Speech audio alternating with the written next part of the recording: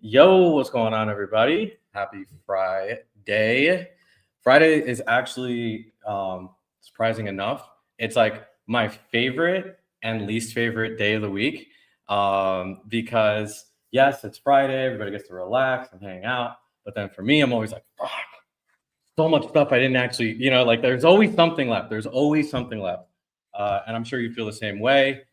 Joined here today by Will Weinrob. Hope I'm saying that correctly. GM to the chat, GM Sim, GM Arctic. Everybody joining in pretty early. So yeah, I'm sure you feel that same way yourself as well. For sure.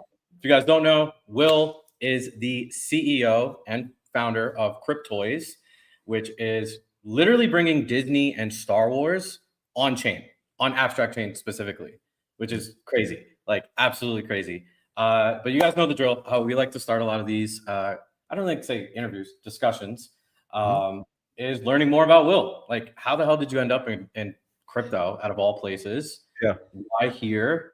And then sort of like the founder journey, the origin story. Like, how did that eventually lead to Cryptoys? Yeah. Then thank you so much for inviting me on. Happy to be here. So happy to get into all that. Yeah. I mean, I've always been like a serial early adopter into tech. I'm the dude that paid like the close to $10,000 for the first flat screen televisions. Nowadays they're like, $50, right? But like back in the day, I remember when they first came out. So just always been interested in emerging technologies, crypto being no different. A little bit about me: born and raised in Miami, lived in Miami pretty much my entire life. Got started in tech when got my first computer when I was 8, and then I found myself online at 12 years old. This was 1997. Back for those that remember those days of the early internet, back when like America Online was the internet service provider. I got on the internet that way. I was a big wrestling fan, like WCW, WWF, and that whole thing. So I started my entrepreneurial journey at 12 years old on AOL, making fan sites for wrestling fans. This was before MySpace and Facebook and social media. There was no social media at the time. The way you expressed yourself online was through fan sites. So I would learn how to code basically on sites like GeoCities and things like that, and started making fan sites for other wrestling fans, doing that for about $100 a pop. That's when the entrepreneurial bug bit me, and I'm like, I want to just be an entrepreneur and learn how to make money on the internet. So I did that for a couple of years. Then eBay was a new website at the time. eBay had just come out, and people were kind of sketched out by online auction software and how to do an online auction. What even does an online auction mean? And what happens if I send them the inventory, but they don't pay me them? This was before PayPal. Yeah. I remember, yeah. So since I'm born and raised in Miami, I knew a lot of folks in Miami Beach. So it helped like mom and pop shops on Miami Beach, like liquidate their backroom inventory on eBay. And then I went off to Florida State University, came back from Florida State, and I started my first venture-backed company, and that was called Live Ninja. That was backed by Comcast Ventures, City Ventures, and a few others.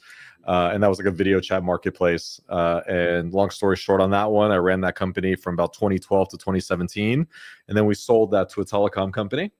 And then I, started dabbling in crypto. Heard about Bitcoin around 2011, 2012. Dabbled a little bit, didn't lean as hard as I wish I would have, obviously, looking back on it, but started like learning a little bit about cryptocurrency and whatnot. And some of the early experts on Live Ninja on our platform were like Bitcoin folks teaching people how to like mine Bitcoin and buy Bitcoin. So started getting exposed to the space around then. And then in 2017, 2018, right around the time that I sold Live Ninja, Fred Wilson, who's a venture capitalist that I really respect from Union Square Ventures, he was one of the first investors in Twitter, Tumblr, a number of others, writes a blog post about NFTs, that he's really interested in this NFT thing, that he's investing in companies in the NFT space. And I was fascinated with that idea of like digital ownership and digital scarcity. So I started dabbling in NFTs around 2018. And around that same time, my daughter, who was 6 at the time, she's 12 now, was really into these things called LOL surprise toys. These basically, you buy these toys at Walmart and Target. They're like 15, $20, and they're like, blind pack toys. You buy them, inside you don't know what you're going to get. So the kids buy them, they bring them home. There's a fun unboxing experience, and inside's a random toy. And my daughter was addicted to this stuff. I was spending hundreds, if not thousands of dollars on these toys. And she would open them up. She'd get the excitement and the rush from the unboxing, but then they just collect dust in the corner of the room. And then she'd pick up her iPad, and she'd spend the majority of the time on her iPad.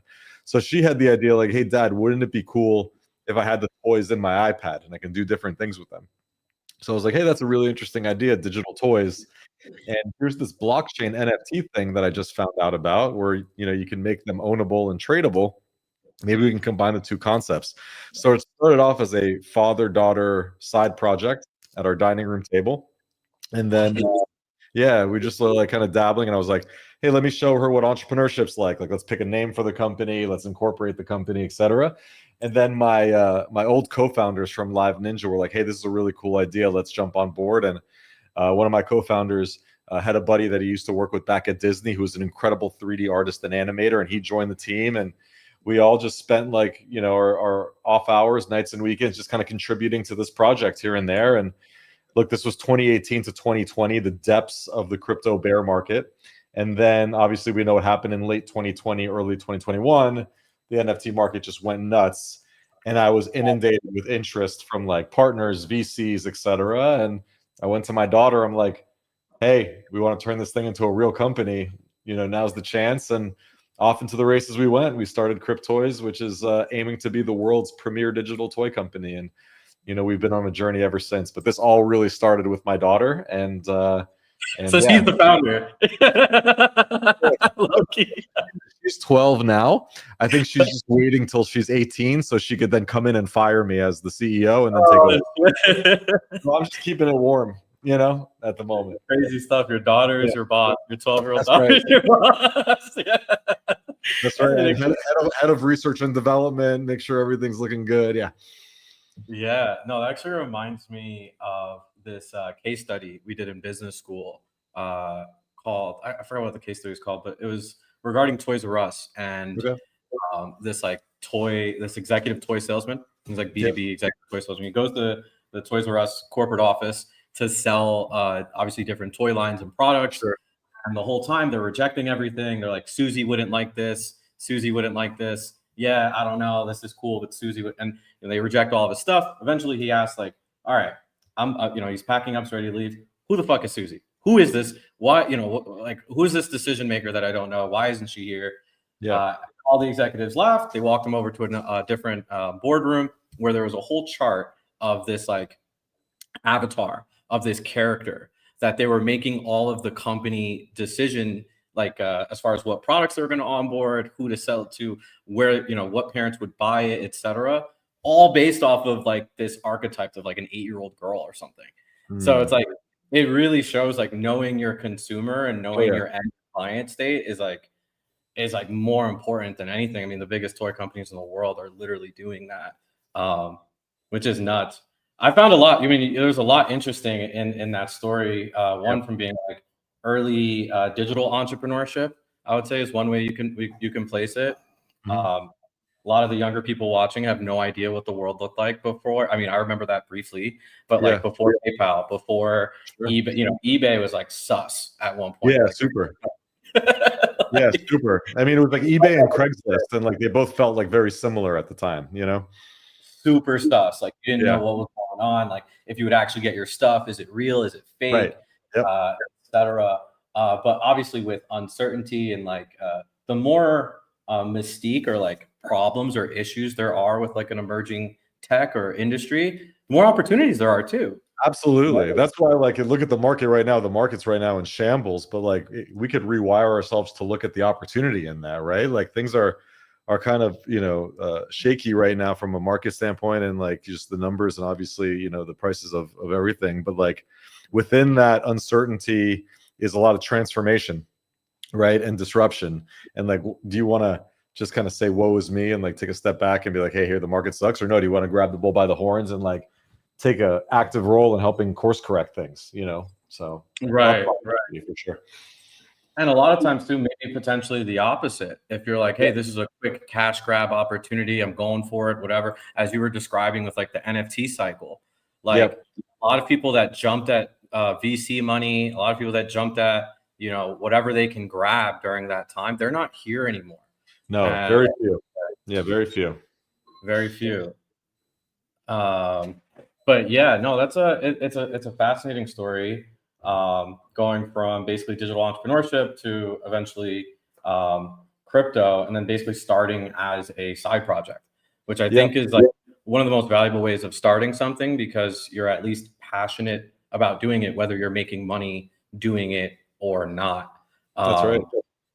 Which is pretty crazy. And I didn't know this project was that old, since 2018. Yeah, well, it's really from 2018 to 2021, it was very much like not really a live product. It was more like a R&D thing that we were doing behind the scenes. And in 2021, that's when we raised our first funding, and we built a very ambitious platform. Like, this platform took years to build, even post raising capital, because this is, it's not a traditional NFT where it's like a JPEG or like something that's like a 3D asset. These are fully rigged Unity characters. These are controllable digital toys that you'll be able to play with in different ways. So we had to make that investment up front, and then a lot of time spent building a platform, a lot of time securing these deals. I could do a deal with Disney, that could take 2 years on its own just to do that deal, right? From start to finish. So, it's been baking for a little bit, but, right now is when we really feel like we're about to enter the next phase of the company. And, it's a lesson. Hey, good things take time. It's not an overnight thing. There's a saying, work really hard for 10 years and you'll look like an overnight success. So. Yeah, exactly. And then a lot of people don't see all of the back end work that goes behind it too. I mean, I think the same thing applies to content creators. A lot of people think, like, hey, and like they'll get in their own heads, like, oh, I'm not hitting certain metrics and numbers. And like, you have to realize some of the people that are doing content from even within the crypto space to outside of the crypto space have been doing it consistently for 5 to 10 years before like something broke and something like went viral, or their next stage. No, that's fascinating. And I'm actually like super glad, honestly, from a consumer and just like I guess crypto enthusiast, kind of a gay way of saying it, but whatever. As just like an overall like enthusiast of like the industry and the space, I'm low-key glad you guys didn't launch like at the end of last cycle, because I think like now you get to bring a lot of this different like energy. There's been a lot of different technological breakthroughs since then, right? Obviously, I think you guys are, and excuse me, I actually don't know this, and this is great because then people could find out as well too. What is the product? Like, are these physical toys? Are these digital toys? I have the website up. I have no idea. I'll be honest, I have no idea, but I think it's a good thing, because I'm finding out here in real time with everybody else. Well, 100%. Yeah. So I can share with you a couple things. Actually, let me share, because it's always better to show rather than tell, right? Yeah. Hold on, let me go ahead and I'll share my screen here. So what we're building is, the world's premier digital toy company, is the best way to think about it. It's almost like if you and I were to start a company from scratch, and we said, let's create a toy company from scratch, but it's a digital first toy company. Then how do you imagine the concept of play in a fully digital world? Because here's the reality, is that play patterns for kids are all going digital. Like, they play on digital devices, whether it's Fortnite or Roblox or whatever. Like, we might look at that as video games, but it's really just play hours and play time is spent in digital environments. So we set out to build the world's premier digital toy company and bring a lot of this stuff on chain. So it starts off, remember, this all started off with my daughter's love for surprise unboxing toys, as I was telling you in the story. So let me go ahead and I'll share my screen. So the first thing we wanted to do was to create the world's best digital unboxing experience, right? And we call these things Cryptoy cubes. So I don't know if you could pull up my screen here. Yeah, I got it up. We're awesome. So users buy these things called Cryptoy cubes. They could buy them for like $30-$40. Inside is a random. So you can buy it with crypto, you could buy it with Apple Pay or Google Pay, right? Super simple. You buy it and you get a really immersive unboxing experience. You tap on the screen, the whole thing lights up. There's sound effects, music, whatnot. The whole thing explodes with confetti. And then inside is a newly minted Cryptoid. And at this point, you know which one you got. You're like, all right, I got the Grail Corgi or the Common Vader or whatever. The user has a choice. They can keep it in the blister pack in mint condition. And if they do, there's benefits to that. But if they want to play with the toy, they tap on it again. The packaging burns off. Your toy comes to life. And now you have a fully controllable, like interactive digital toy. So it's like, what kind of collector are you? Are you more of a collector or a gamer or a player? Some people buy multiple, some to keep in mint condition, some to take out of the packaging. So it creates this cool like collector dynamic. It's almost like sneakers, you know, like one to rock and one to stock, right? And then when we do like an IP activation, like for Star Wars, you'll see it's like soup to nuts, like completely custom for the brand. So I'll go ahead and I'll play for you and the viewers what the Star Wars unboxing experience looks like, just so you get a sense, and you'll hear all the music as well.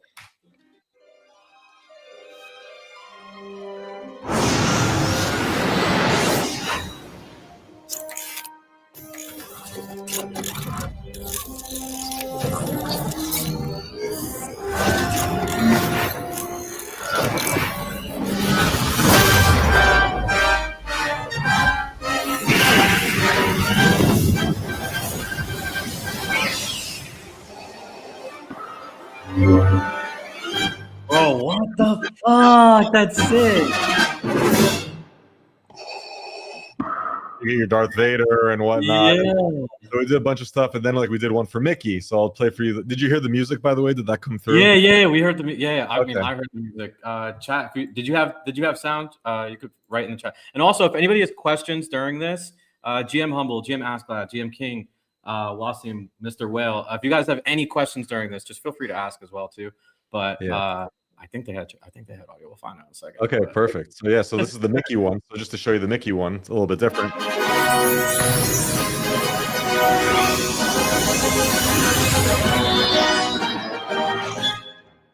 you can see kind of starts in this like environment. Starts off in like a black and white sketchpad concept, and the idea is get your ideas on paper, and the Disney magic brings your ideas to life. So users basically will tap on the screen, and it'll go up.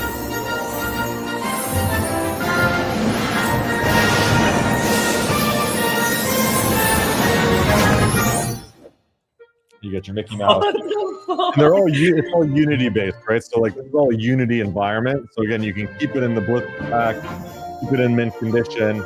But if you want to play with the toy, you have another element to play with the toy. So we'll tap on Mickey, for example, one more time.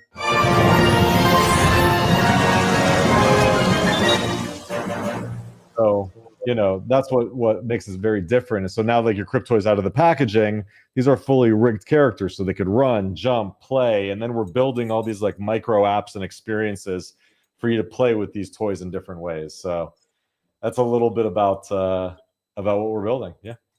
Holy fuck. Yeah, That is sick, bro. That is sick. All right, chat had audio. We just confirmed. Thanks, Alpha.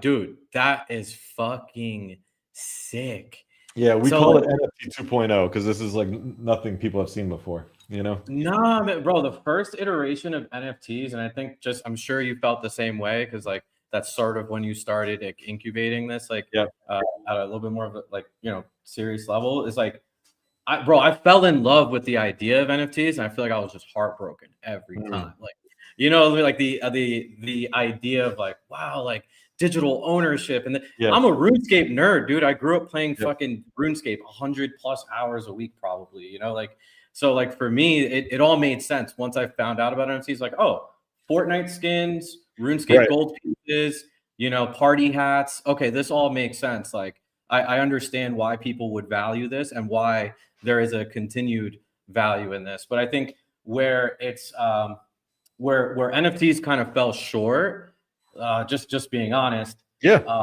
people didn't really care about internet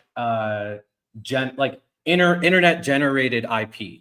Right? Like people care about Disney.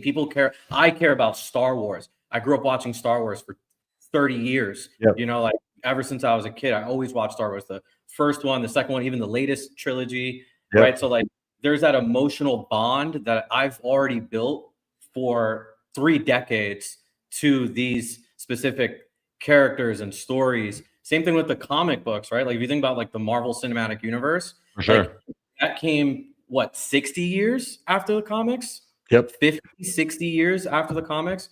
So Yep. I think you have like a lot of these like internet native IPs that are like trying to front run 50 to 100 years of distribution, which you can't. You just can't. The only product that's actually doing a decent job at that is Pudgy Parents.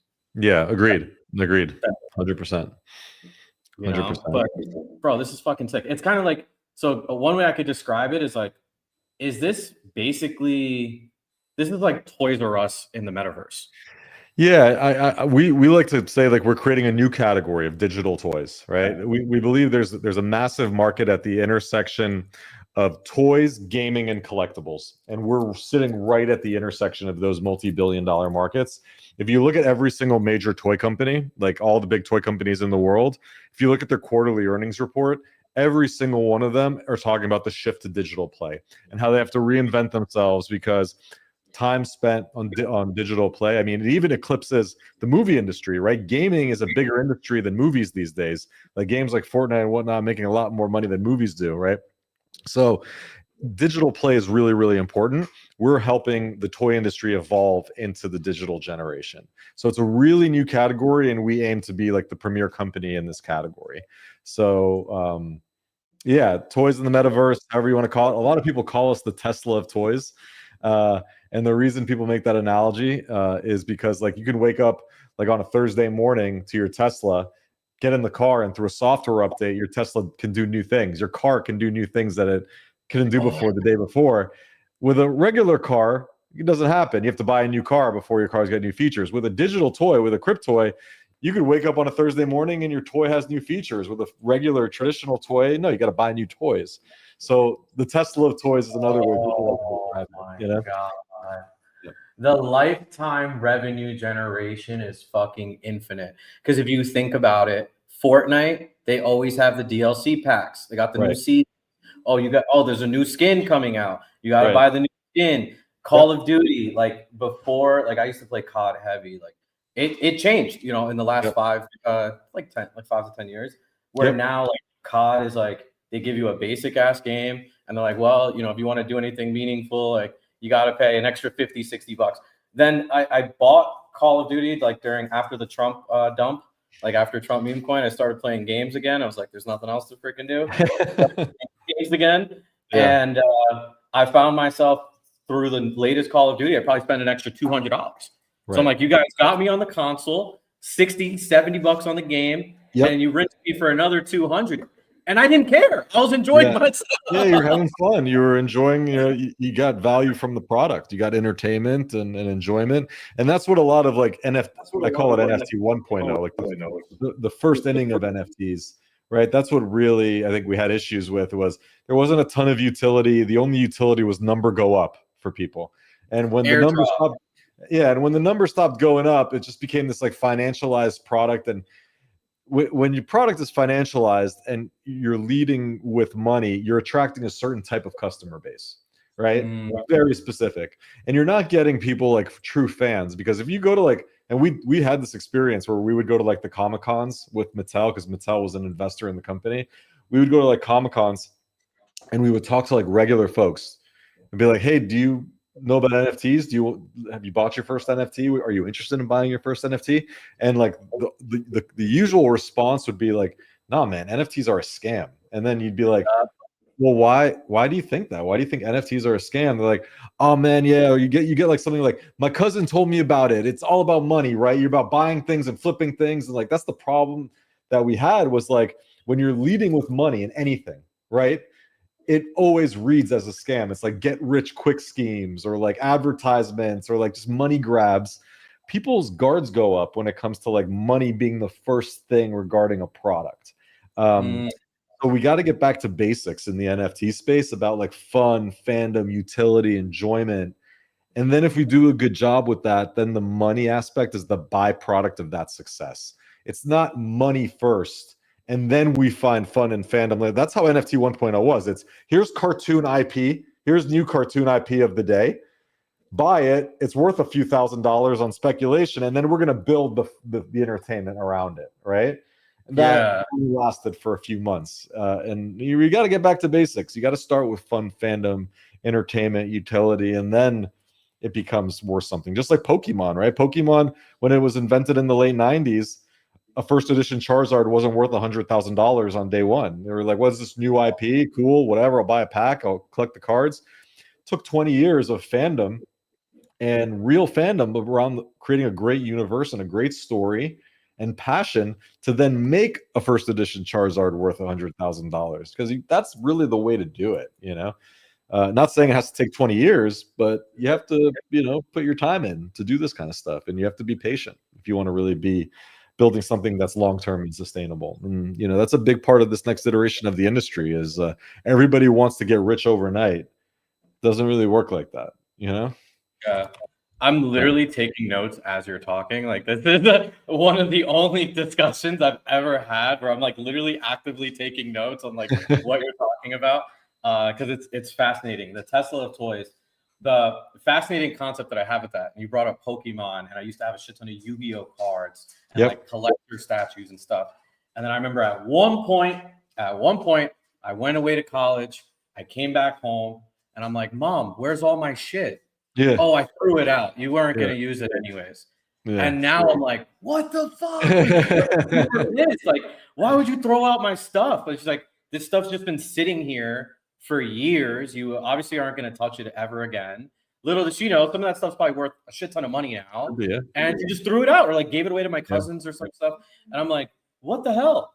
And I think the difference now with like a digital toy, Mom can't go in your room and throw it out anymore. No, it's protected and it's immutable. It's on the blockchain, Yeah, that's a really, really interesting point, because now the collectability on a long enough time frame actually compounds. Absolutely, right? Like, now Mom can't throw out my first edition Charizard before it's worth $100,000. No, and there's provenance. There's provenance to it, right? So who owned it and when, and the history behind it, and it's portable. It can go with you anywhere. It could be traded with a worldwide audience instantaneously, right? There's so many benefits that digital has over physical from a product perspective. And I know we're super nostalgic about holding things in our hands and whatnot, but there's a place for that, sure. Just like similarly, I love vinyl records. All right, I love having a vinyl record, and I have a bunch, but I use vinyl 5% of the time, 10% of the time. Really, I'm listening to Spotify and streaming because that's the majority. Doesn't change my love for vinyl. I love sitting down and listening to vinyl. But when I'm on a run or when I'm in the car or I'm just going about my life, I got to listen to music in a convenient way.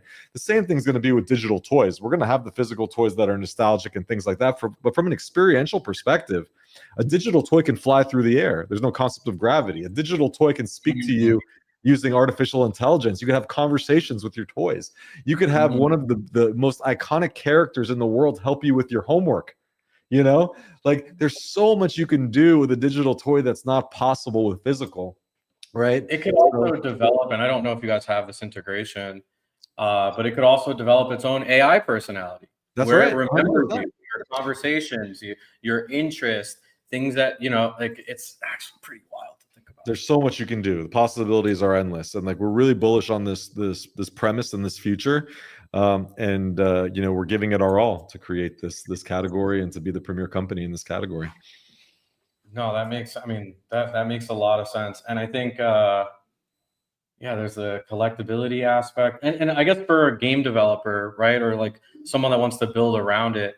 Now they can build a game, connect with Cryptoys, and say, hey, you guys can import all of your stuff into here, and that game publisher likely doesn't, because most people don't. Let's just like a connection to a massive IP brand. Got it. Whereas now they can sort of get that peripherally through Cryptoys. You nailed it. So that's a big part of the strategy, right?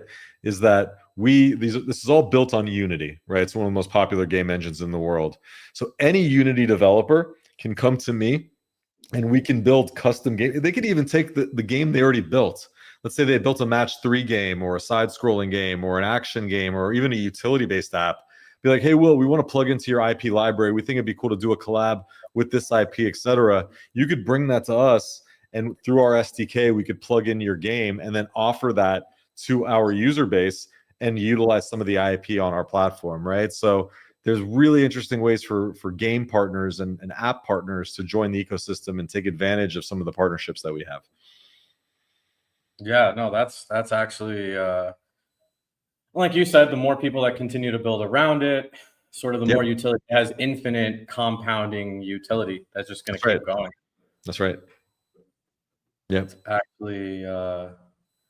actually fascinating. It's actually fascinating. We have some questions from the chat as well too. They wanted to know, like, are there any other IPs? I'm personally curious, like, how did you get this IP? Like, was that a relationship you had built from crypto, or like the story behind the IP relationships? And I guess, like, are there any more coming? Yeah, so we connected with Disney. We actually initial point I met was right after we signed the deal with Mattel. I initially connected with Disney. I got introduced to some of the folks behind the scenes there, and then they saw what we were building. Disney's very selective with where they put their IP, especially in an emerging space like Web3. So we had built this really high quality platform, really top tier creative. Shout out to the art and animation team who did a phenomenal job. And then they saw, like, hey, we're really taking this seriously. And we started talking to them about what the lines could look like. And that conversation took, close to 2 years from start to finish. So we got connected that way. And yeah, we announced another partnership with NASCAR as well. So we have a bunch of NASCAR stuff that we got cooking. And then we have multiple other studios that are coming on board and multiple other IP holders that we have not yet announced yet, multiple other partnerships that should be announced in the coming months. So stay tuned. Make sure you're following us on X and in the Discord. But yeah, lots coming. This is an exciting next chapter for the company. Super cool. I guess it makes sense. I think it's a good sort of partnership, marriage, whatever. Like, but I guess, like, why abstract chain specifically? I guess, like, I could kind of ponder my own argument for that, but I was just curious. Like, there's a lot of different options out there now. Yeah. There's a lot of different things coming out every day. There's like 30 layer 2s at least. Yeah, right. You're right. So, like, why specifically this one? And, like, what do you see as like a competitive advantage with this, I guess? So they really focus. What Abstract has done is they've built arguably the best 0 to 1 experience in crypto from an onboarding perspective. So for me, that's building a consumer facing product. Of course, there are a lot of Web3 folks that participate, but we have to be able to market to Web 2 as well. So I need to be able to, like, do an Instagram ad on a story where you do a swipe up and automatically convert someone by showing them like a Darth Vader advertisement. When you get that swipe up, you know how it is, right? Every single step drops your conversion rate by like 50%, right? Oh yeah. So you need the most seamless conversion into Web3 and creating effectively a wallet as possible. And Abstract arguably has the best 0 to 1 experience on all of crypto. So from an onboarding perspective, it's really key. They also focus on really helping their apps get distribution, and distribution is king. There's a saying that I share a lot, which is first-time entrepreneurs care about product, second-time entrepreneurs care about distribution. A phenomenal product with no distribution will lose out to a mediocre product with great distribution every single time. Distribution is everything. So Abstract has done a phenomenal job helping apps get distribution. So the best 0 to 1 experience in Web3, arguably the best distribution. And these guys are really thinking hard about consumer crypto and being like a destination of fun on top of Web3, and made a lot of sense for us to join. No, it makes sense. Like, if you think about it, someone can, because you're right. Like, I think the purchasing part is like relatively easy, but with this specific type of product, the ownership of it is equally, if not more important, right? So, like, they need to know how they own it, how they access it, etc. So just having like a Google Chrome sign in, right, or like a Google sign in, that's right, Apple Pay, and then boom, I'm in. I don't even know what's going on behind the scenes, which, yeah. Exactly. I mean, it's in the name, right? Abstract. The reason it's called abstract is you want to abstract away all the technology, right? So, it's a big focus for us, and we love working with that team, and we're excited about all the things we were going to announce with them soon, so. Super dope. Yeah. And I agree with you. One of the things, one of like my things that I walked away with from last cycle was I would kind of compare crypto to the early days of the internet that you were Sure. describing, right? And even automobiles, even like any industry that kind of has been created over the last 100 years. Yep. And the fact that how many millions of people drive cars every day versus how many understand the mechanics behind a combustion engine. Right. Very few, right? How many people use the internet or watch streams or go on social media every single day? Billions of people, right? How many of them are like trained software engineers, right? Or hardware engineers? How many of them understand how like the actual like internet network works? Like almost nobody, like Right. almost nobody in comparison to the total pool. And I think the future of crypto, and I've been saying this since like 2021, is essentially going to be the same thing. People use the internet every single day. They don't give a fuck about how it works, right? Exactly. People drive cars every day. They don't care how it works as long as it's getting them somewhere. It's solving a problem. I agree. I made this analogy the other day. I'll share it with you. Is I like to think about NFTs a lot of how I think about MP3s back in the day, right? Remember when MP3s first hit the scene? Everybody was talking about MP3 this, MP3 that. Download an MP3, get an MP3 player to play your MP3s. Now you fast forward 20 years, you listen to music every single day on Spotify and whatnot. Those are MP3s on the back end somewhere, but nobody thinks about that. They just think of listening to music. And whatever the file format is, the file format is. But NFTs will be the same way. If you fast forward like 10 years from now, 20 years from now, people will play a game. It'll be an NFT. They won't even realize that. They'll just know they have digital ownership and the tradability and provenance behind it. And there'll be certain Web3 features, but it won't be marketed as an NFT, So low key, I feel either way, like whether they end up doing it or not. But I think everybody's kind of predicted this or had a thought of this for the last like 5 years, but like GTA 6, right? Like we don't know what that could be like. Potentially, GTA Online is a 10-year-old game and it still has hundreds of thousands of monthly active users, right? And there's nothing there that the users actually own, despite the fact that it's taken a considerable amount of people's lives. I was looking the other day, I have over 1,000 hours on GTA. Wow. Like, Jesus Christ, like I could have gotten like 2 years into a PhD or something. Like, what the fuck? Totally. So, no, I think that's sort of the natural transition into where those things are going. Question that I didn't have, but I just randomly came up because everything you've described so far is very focused, like super focused on the digital experience. Yeah. What are your thoughts on like fidgetals? Right, like we've seen some different iterations of that. Could you potentially see Cryptoys as fidgetals? Are they fidgetals already? No, right now it's a purely digital product, but yes, fidgetals are coming, and we're going to do it in a really cool, unique way. So stay tuned. There's a lot of lessons that we learned from like previous fidgetal deployments that we've seen other companies do, and we've taken user feedback, and we have some really cool things cooking with our partners. So like, stay tuned. There will be fidgetals on Cryptoys. Yes.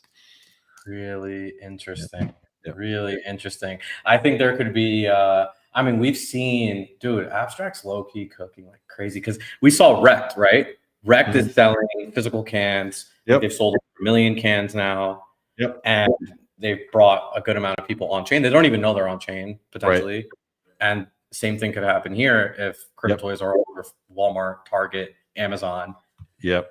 We have a lot in that regard that's right now like being cooked on as we speak. So just keep in the loop. I'm trying my best to like share my excitement without spilling the alpha here on stream, but it's it's a lot. We're very excited about this next chapter, and I just came back from Orlando. I had some in-person meetings with the Disney team talking about all this stuff. So yeah, I'm very excited. Yeah, no, it makes sense. It makes sense that they'll eventually go. There's a lot of money here and it's already circulating around, and there's very little for people to do with it. Right. So it just makes sense that there's going to continue to be retail products. Speaking of retail, obviously the market's been really, really shitty lately. So I kind of just wanted to get your sort of like macro thesis on things. Obviously, you're a founder, you're a builder, you have a really cool fucking product. We just saw the showcase. If anybody missed it, go back like 10, 15 minutes. How do you feel about these current market conditions? Like, how do you plan on navigating? Has anything changed for you, or is it just like shit's just the same? Like, you just keep shipping every day? Do you think we'll see a correction at some point? I've seen this movie before. It feels like every time something like this happens, it feels familiar. And every single time it happens, I kick myself for not buying the dips every time it happens. I know we're prisoners of the moment every single time. I remember when it's like, the other day I was like, remember Bitcoin was like at 14 or 15,000, then it dipped to 9 or 8,000, and everybody's like, oh, that's it. It's never going above 10 ever again. And, we see how that played out, right? And they're called cycles for a reason, right? They cycle. And right now, we're obviously seeing a retreat a little bit, and we're it looks like maybe the starts of a bear market, but nobody knows what the time horizon of that market is. The biggest question you have to ask yourself is, are you a believer in the long term, in this industry from a long term basis? And if you are, then short term conditions shouldn't matter if you're here for the long term. Like, for example, I'm a Bitcoin investor, but I look at Bitcoin as long term savings for my kids. That's how I look at it.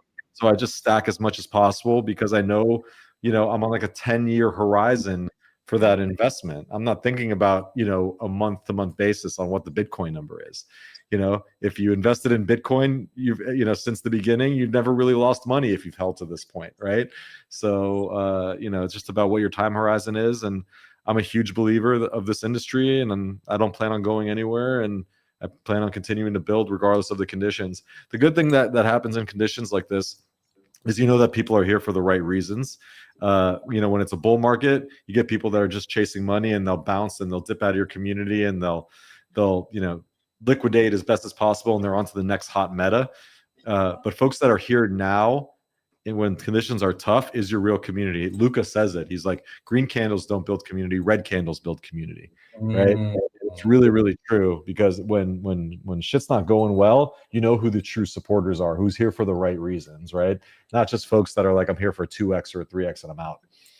Yeah, for sure. And there's a lot more upside. I mean, I think like if you're in crypto long enough, I had a call this morning when I was telling somebody this too. It's like, if you're in long enough, you're going to start to realize that the most valuable thing you can do, not saying everybody deserves to be, everyone should be a founder, but like if you build a product or offer a service that solves a problem, or literally build a product or offer a service that solves a problem, there's like unlimited ceiling here. And that doesn't exist across pretty much any other industry. You could say AI, right? Potentially AI, right? There's a somewhat of an unlimited ceiling, but it is capped because you have like the big AI, you have the big tech companies that will sort of capture that market share. Anyways, speaking of AI, I know you said there's thoughts or ideas of potentially having some AI integration with these cryptoys. Is there any today? And like, are there any? Well, right now we've built a bunch of preliminary foundational steps for AI, especially to make it safe for all ages, because you have adults using this product and you have kids that are using this product, right? So we want to make it safe for all ages.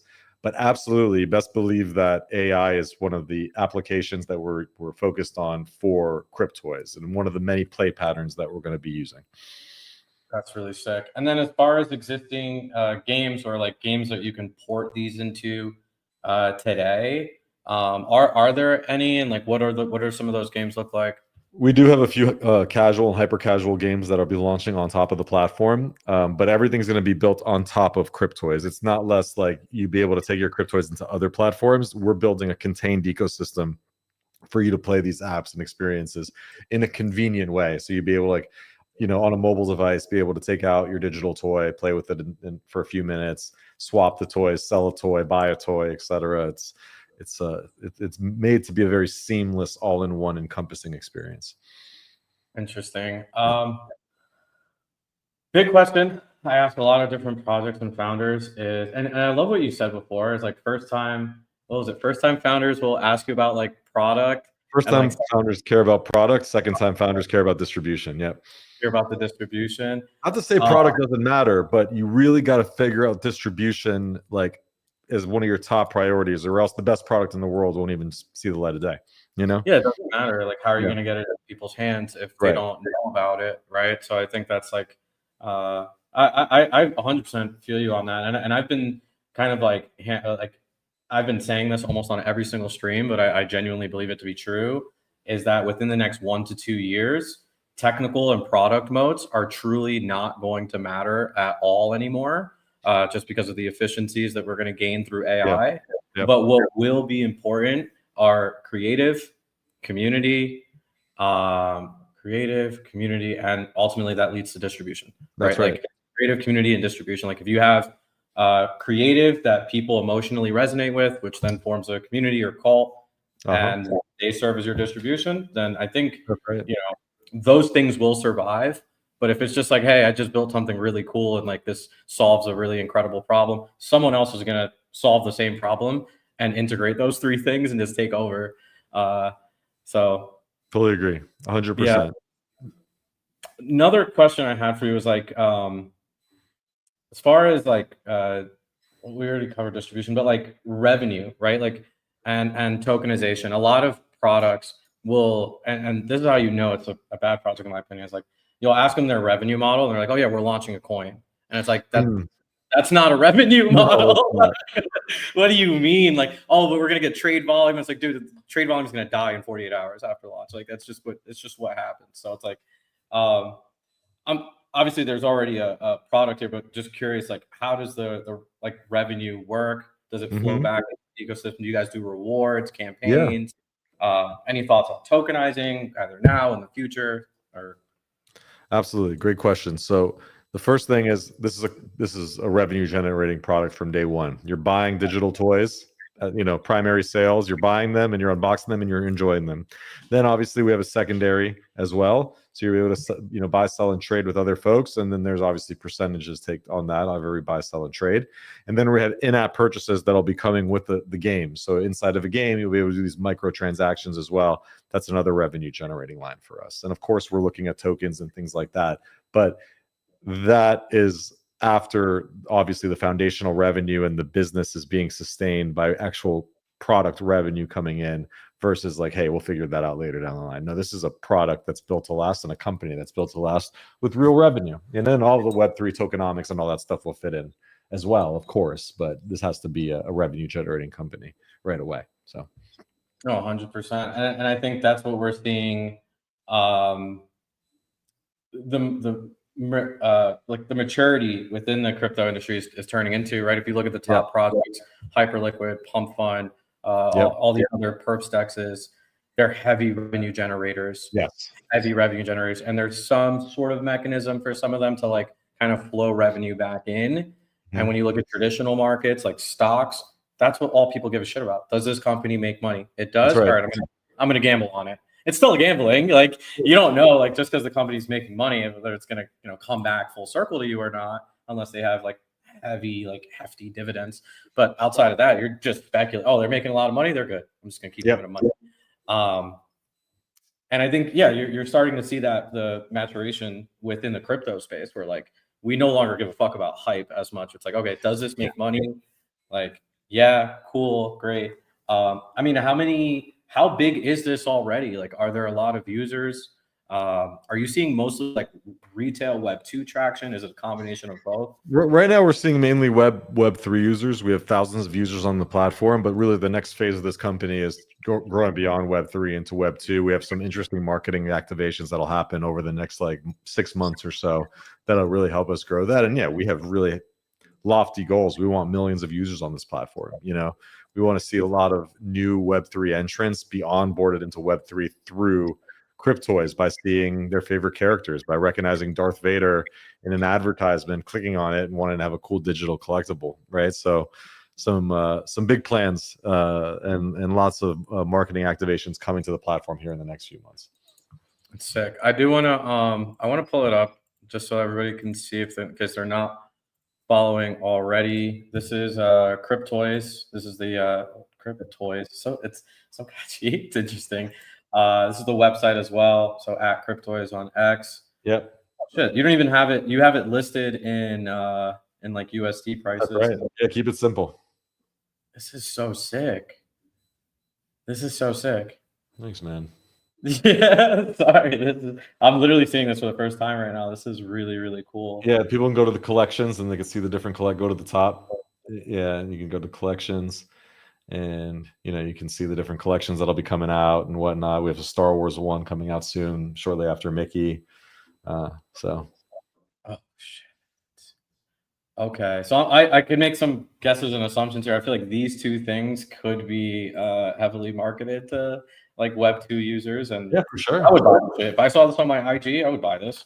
Yeah, for sure. We just have to market it the right way and give people reasons to join this space, especially with all the negative connotations that folks have had with crypto. We got to get them over that, but we think we could do a good job there. Yeah, no, I agree. I agree. I mean, you have the IP that people already natively care about. Like That's people right. already care about these. People already grew up with these characters. Any thoughts? Like, obviously, we have these really massive Web 2 partnerships, but any thoughts on potential Web 3 collabs? Like a lot. Okay, a lot. They're coming. Your DMs are busting right now. People we got cool stuff coming. That's all I can say. Get ready. That's really cool. Yeah. I think it's a good way of getting in different communities into supporting, this one big thing. Let's see. I think if I had anything else, we went over the product review, obviously revenue, your current state of the, your opinion, your take on the current state of the market. Actually, very simple question, but why hasn't this been done before? Like, what are some of the biggest challenges and hurdles, I guess, that you guys have like accomplished or like gone over? I mean, I don't think anybody's had a vision like this before, as far as like digital toys that are on the blockchain but are playable with a gaming ecosystem.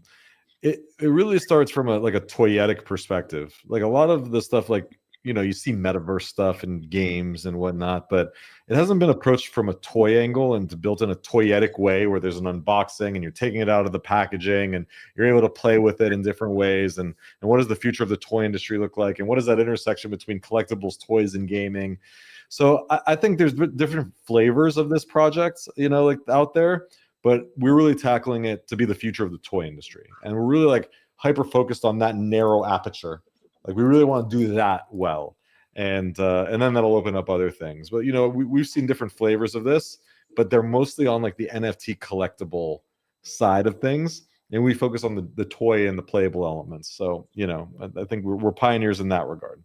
When we have a lot to prove. We haven't proved out the thesis yet. We have our work cut out for us. But as far as like the thought of like, hey, let's be focused fully on digital toys, we're been the first company that's really ever done that. So we're excited by that challenge. With that challenge presents opportunities, and as you can see, I'm like really passionate about it. Because remember, I only got 6 years before my daughter fires me, so gotta do a good job. Company ready there. So, do you like the Suzy sort of like business school case study I was telling you about? Do you actually like ask her important like business questions, like related, like over all the new products and the things that we're working on, and I could tell just by the reaction if it's going to hit or not. It's like if it's something that she's gravitating towards, and if she likes, or it's something that's just like, no, that's not relevant anymore. That's 3 years ago, Dad. You got to kind of change it up a little bit. So she definitely helps. And then I have 3 kids, and I have Victoria, who's my oldest, she's 12, and then I have Kevin and Tyler. So I got good age demographics in the house telling me what certain ages like and what's resonating with them. So no, that makes that makes perfect sense. And you brought up a really good point.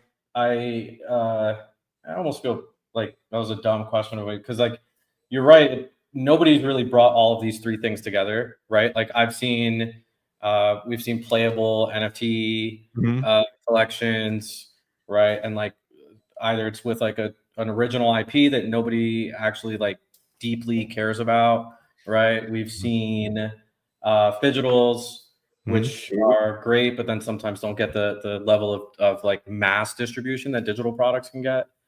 So there's a lot here, and it's really exciting. I'm glad you guys found a home on Abstract Chain, and obviously working with two of the biggest IP brands in the entire world. I think this looks really cool. I'm excited to try it out myself. To see how it goes. Yeah, and let's find ways that we can collab. Like I mentioned before we went live, right? There's cool opportunities for us to cook on for sure. Yeah, and I think there's like the live box on openings. Like I've seen that. I've seen that with like the Web2 streamers, like people that are doing Pokemon cards and stuff like that. Like it's definitely a really interesting thing. And I think like the market for this is just gonna keep there's children. As long as there's children in the world, people are gonna fucking love this shit. Incredible story. Any like last sort of like points or things that you kind of put out there? Updates. How can people get in touch with you? If I'm a builder, I'm a game developer, who do I hit up? What do I do? I'm easily reachable. So on Twitter, at Will Weinrob on Twitter, they can hit up my DMs. My DMs are open and I'm really responsive there. So follow me, send me a DM. You can get in touch. Follow obviously the account at Cryptoys and join our Discord and stay in the loop. Create an account on cryptoys.com so you guys are ready for when the sales go live. And let me know if you're watching the stream, whether it's live or on the recording, and this all resonates with you. Definitely hit me up. I want to hear from you and hear what you like, what you don't like, any ideas you have, ways we can collab. So definitely easy to get in touch. Last thing. Sorry, this was a little bit more of a technical question, but you mentioned something about swapping, right? Like swapping these toys, and we touched on a little bit of tokenization. Is it similar to like those like digital like cards? Like how exactly does that work? Like, is there a rarity ranking? Yes, there are. Is there a marketplace for this? Yeah, there's different rarities. So when you open up a Mickey Mouse, you get a common, a rare, you get a grail, an ultra grail. There's different ones. And then we have a marketplace called the Digital Toy Exchange. Right now it's under maintenance as we do the migration, but we'll be opening it back up very soon and you'll be able to buy, sell, and trade there. Got it. One thing, sorry, this is leads to another thing, but one thing about the marketplace, and like I'm sure you've experienced as well too, with NFTs, is like liquidity issues. Like, do you have functions where like, hey, I got this one, I don't want it, I want to get another one? Like, you'll be able to like take offers, and people will be able to offer you, certain prices for certain things. And then we'll constantly build new features in the marketplace for folks to like do new things with. Right now, there's some, buy, sell, and trade, make offers and stuff like that. But we want to do live trading as a feature. We want to do a lot of cool things there. So super dope. Hey, well, I appreciate you. Thank you so much for taking the time. I'll have people tag you in any clips that they got, are distributing and posting around. We definitely got to do a follow-up around any big announcements or activations that you guys are putting together. To follow at Cryptoys. Very simple. Awesome. Cool. Appreciate you having me, man. Thank you so much. Appreciate you, Will. Ciao. All right. Take care. Bye. Guys, that was fucking sick. That was sick. All right. I have to... I'm going to be back in like 5 minutes. My dog is outside, and I don't know where he's at. So I'll be right back. I gotta go grab him.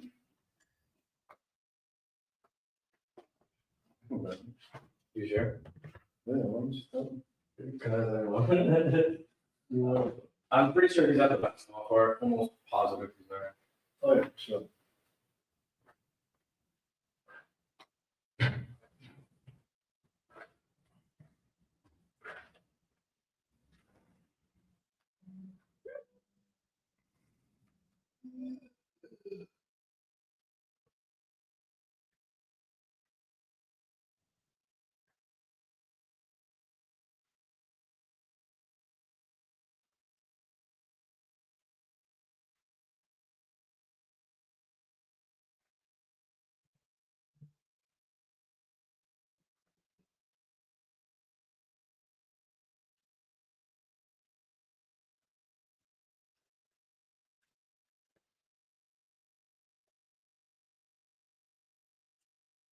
He's back.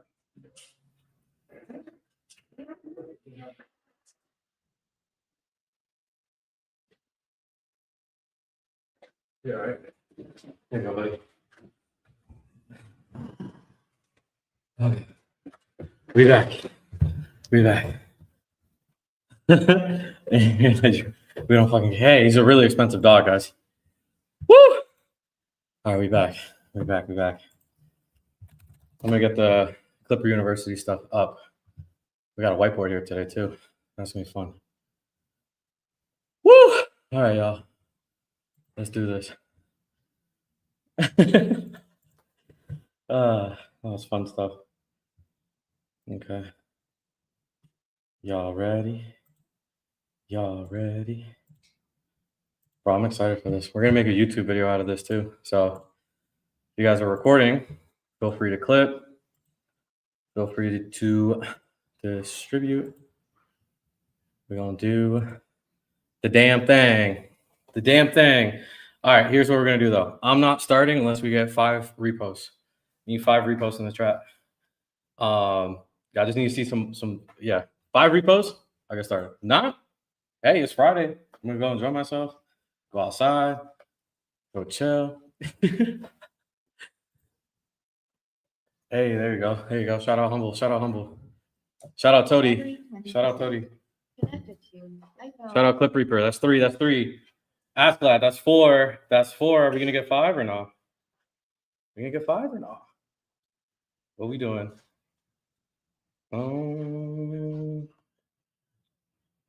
Need one more, fellas. Holy shit. I also have a special guest pulling up in a little bit too. I don't know if I'll still be on stream, but make sure need one more repost, y'all. One more. We'll kick this shit off. I got a lot of valuable information here, bro. Good amount. We burning. Bitch. Purchases.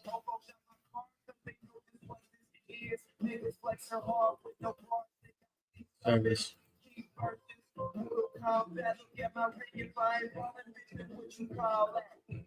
Hey, shout out King. All right, we hit it. Guys, we got the 5 reposts. Let's get it. We're live. We're ready to go. All right. Lower the music a little bit. Shout out y'all, bro. Shout out chat. Shout out Clippers. Shout out Clipper University. Shout out all of you guys. All right, I'm ready to dive in. I'm gonna keep this a lot more concise than the reply guy stuff. I spent like fucking an hour and a half on that, or an hour and change, and then we ended up only getting like a 10-minute YouTube video. So I'm gonna keep it as concise as possible, and share the valuable information. So let's do this. We'll start with the very, very basics. Why does it matter? Why does clipping matter? Why do people think clipping is so valuable, right? Like, why does anybody care? Really, there's 3 core reasons. Distribution, attention, and network effect, right? We can call the third one network effect. So with distribution, you are disseminating information and culture. You, as a clipper, especially in collection, in a swarm of clippers, right? You decide what goes viral every day. If thousands of people post the same shit or context of the same thing, you are literally controlling virality and attention, and you are a part of a much larger network effect. And as a result, as you get more impactful in this network effect, you build 2 things: leverage and credibility. If your account has a Clipper page with a lot of different Web 2 examples, I'll showcase in a second, but if your account is getting 1 million, 2 million, 3 million, 10 million impressions on a monthly basis, well, now that attention that you are generating is worth a lot of money, which then leads to attention arbitrage. How do you sell that attention?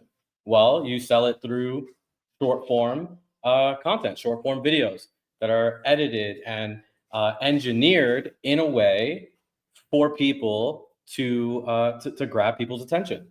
In addition to that, you are also the first line of speed to market. If someone is live streaming and you're clipping them while they are still on live stream and posting it, you're going to help distribute their live stream to a lot more people, The overall industry for this, right? Like the overall like economics behind how much money is here is over $100 billion. So even if you were to build a strong enough network or army or an account specifically that is able to capture 0.0001% of the money that's already circulating in this market, that's over 100 grand. It's over 100 grand. And you see it all the time. You see Clipper pages that start within 30, 60, 90 days. They're making 3 to 5K a month on like a decent range. On a high range, they could go as high as like 10, 20, 100, 200K a month. These are some of the largest Web 2 syndicates of Clipper pages. It essentially serves as a growth engine, right? So now products, brands, projects, every single project that wants to come to the market needs your service. Think about it like that. Everyone who wants to sell something in crypto and wants to sell something to a crypto Twitter audience literally needs your service at some point. And now how good and how quality you make your service determines how much money you're going to make, right? If you're just, taking pre-made edits and, just dropping those and not really paying attention to your caption, your hook, branding the clips after yourself or your own brand or page, then you're going to miss out on a lot of that revenue potential. Last thing is it compounds and recurs, right? So if you were a part of a clipping campaign that gets 5 million impressions, well, part of those impressions are going to help grow your account, right? Now, if your account is growing, doesn't that make the value of your distribution go up? So it compounds. The more successful you do the distribution, the more distribution leverage you get, which is actual value. So that's why it matters. That's literally why it matters. I know it's like super basic. If anybody has questions basically or comments or has clips that they want me to review throughout this whole time, drop them in the chat. I will take my time and go through every single message. But I want to make sure that this is hitting and hammering home and that, you guys are getting some value out of this. So any questions, comments, concerns, literally anything, drop it in the chat and I'll answer everybody one-on-one. Okay. What's this? Humble, you sent something in. I'll take a quick break.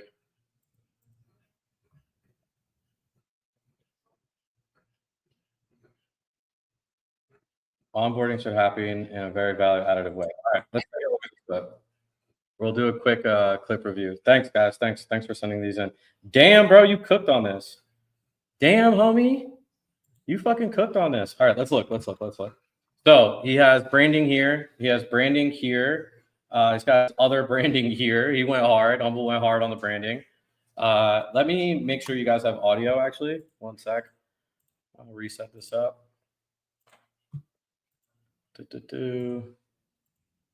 Cool. Here. Great. Okay, cool. Okay,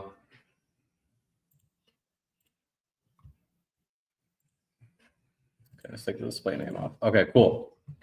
Now you guys have audio. Now, so he branded it well. Caption's okay. I would keep the caption a little bit more concise, but I guess it didn't really matter. The post still performed incredibly well. So let's take a look. I wanted to onboard through meme coins, which was frankly like very stupid. I'm sorry to say, but onboarding people to get rugged is just nonsensical. Like it doesn't make sense. Good edit. You should onboard right? people in a way to make them money, not give them a gambling sound addiction effects with the B-roll. Get them rugged because then they're never coming back. Onboarding should happen in a way that's a value additive to the people who are being onboarded. That should be a no-brainer, right? Solid. Everyone wants. Solid. Super solid. Super solid. All right, I'm gonna go through a few more. Cody, I think you sent one in as well. So let me peep that. Ooh, let me close out these pages. All right. Let's peep. Damn. You guys cooked on this. Any tips for spotting shady projects early? You can usually tell if a project is shady by their social media. Do you do an presence. audio So, edit? Why does the audio and sound basically like like- what they're asking for, what they're offering. So if they're offering, if it's like a pre-sale, it's probably shady, right? You don't really generally want to buy a pre-sale. If you don't know who the founder is, that's also not good.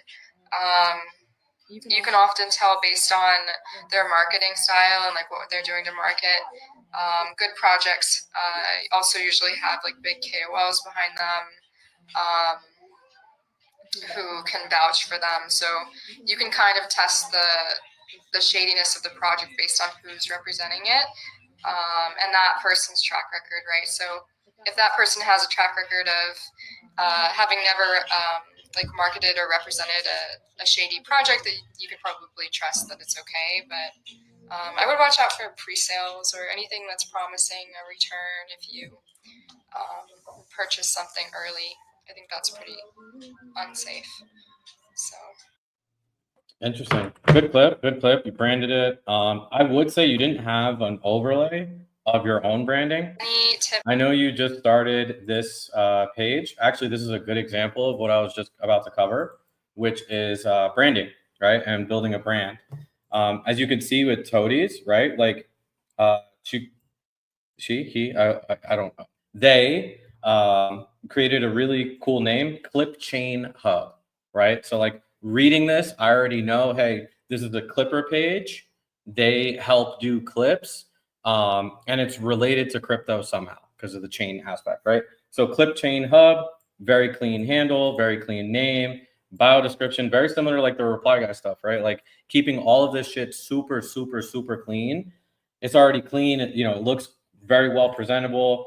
Just put part of Clipper University, Alpha Radar, at You Faded Wealth, right? So like at the end of the day, and I'm giving everyone permission to do this, leverage people that you know, leverage your network, add credibility to yourself, right?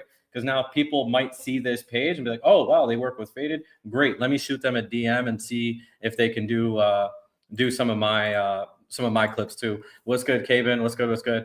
At any point throughout this, guys, feel free to ask questions, drop any comments, feedback.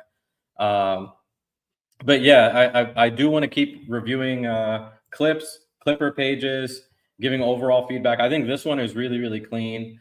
The one thing that you could do, I mean, it's just my personal advice and opinion. You can do a border around the PFP, which helps make it like stand out and pop out more on the timeline.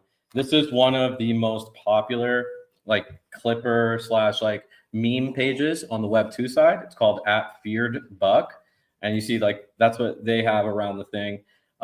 You see a lot of popular Web2 Clipper pages that will have a famous celebrity, rapper, athlete, model, whoever. They'll use that as their profile picture and then put a highlighted circle around the profile picture in order for it to stand out more on the timeline.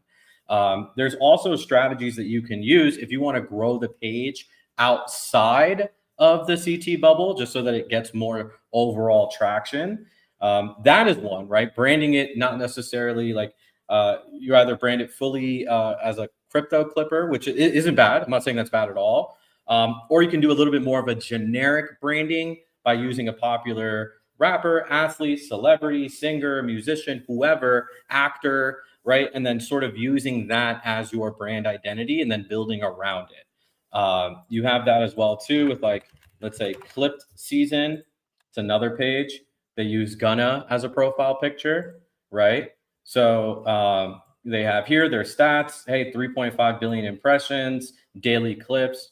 Looks like they do clipping for AMP, Kai Cenat's Content House.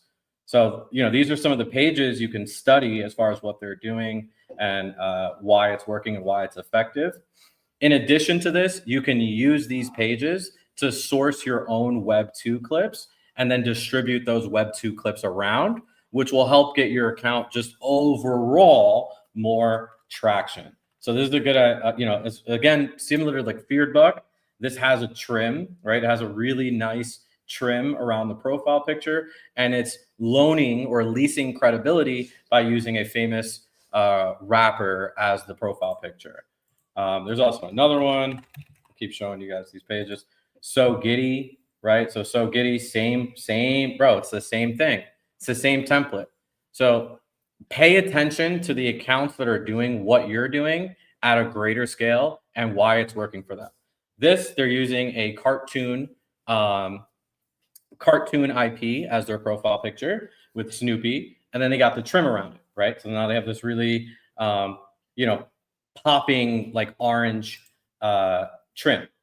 They have the branding similar to what I've described to you guys with Reply Guy University on having like a concise, good branding, right? So they have really clean branding, really clean bio description, and that's it, right? They have credibility here. I'm assuming that's one of their sponsors, 400 million plus. So as you start hitting different benchmarks, milestones, goals with your account from a views and impression standpoint, stand on that fully, because that is what helps make you more reputable. That's what helps you stand out. And at the end of the day, that's what the sponsors want to see. Not only can you get paid to clip streamers, right, from within crypto and outside of crypto, but you can also get a lot of these gambling companies, if that's your thing, will do partnerships with Clipper pages. Rainbet, Stake.com, Duel.com, Gamden, all of these different online casinos will literally pay Clipper pages a lot of money just to include their branding in the clips that they're already doing. So if you guys are already experimenting with templatizing and doing those different things, you could literally, use that to source sponsorships. That's actually one of the reasons within the Clipper University Telegram, I sort of like lay out instructions on how to create a brand new, fresh Clipper account. Speaking of Clipper accounts and branding, this is actually one of my favorites from the community. It's one of my favorites from the community. It's Clip Reaper. Clip Reaper, I really, really enjoy. And this is by Vic. Shout out Vic. But Clip Reaper, they could do a little bit better as far as like the banner branding. But when you look at the clips themselves, market right now, Eva? That's a good question. I think I don't know how to answer that. I don't know how everyone I else love is this. answering I it. love this Some that you people have the say branding. they definitely are. I think everybody thought that we were going to have a pretty good fall. Unique editing style, right? You're using, super unique editing style. So now this stands out as a Clip I Reaper. have a hard time imagining Bitcoin sub 70, 77, 75. I think we could see lower. Wizard of Soho has suggested that, and I trust his opinion on the market. He's often usually right. I don't really think our coins are low enough to justify calling it like a full bear market, but I also think we can see lower. Super solid. That's something you should probably get your thoughts. It's different. I mean, the one critical feedback I would give on this is the audio, right? Her audio, her talking is a little bit muffled out by the background music, right? So that's kind of it. That's what I wanted to touch on with building a brand around it, right? Like what I wanted to touch on with building a brand around it is be intentional about all of these different areas. And I covered this in Reply Guy University as well too, which is a YouTube video already out at YouFaded Wealth. You can watch that YouTube video. But be intentional about your username, your handle, what profile picture you're using, right? It's less complicated than building a Reply Guy CT account because you can you could use a celebrity as your profile picture, an anime character. You can create your own character, right? I think it does help with the celebrity PFPs because it pops on the timeline more. There's a reason why the largest Clipper pages in the world are using that. As far as your banner, again, let's look at some of the examples, right? There's cohesiveness between the PFP and the banner. That just works. It works. It looks really good and it works, right? So that's sort of the overall talking points I wanted to hit. Bio, add things that make you credible, that add credibility into the bio as well too, right? So things like your monthly impression numbers, your overall impression numbers, communities you're a part of, whether that's Alpha Radar, whether that's any other community you're a part of, Clipper University, like loan, lease, and leverage other people's names and associations to add credibility to what you're doing especially as the space gets more crowded and competitive. Okay, next thing. And like I said, I'm trying to keep this pretty fucking concise because I will eventually edit it into a YouTube video. But for anybody that missed this live, I might delete this stream. Just because it's a lot of information. I'm literally giving you all for free. So I literally might delete the stream. We'll see. We'll see how I feel afterwards. Okay. Find a flow. Commit to a process, right? So what I mean by that is make things simple and easy for yourself. Make things really, really simple and easy for yourself.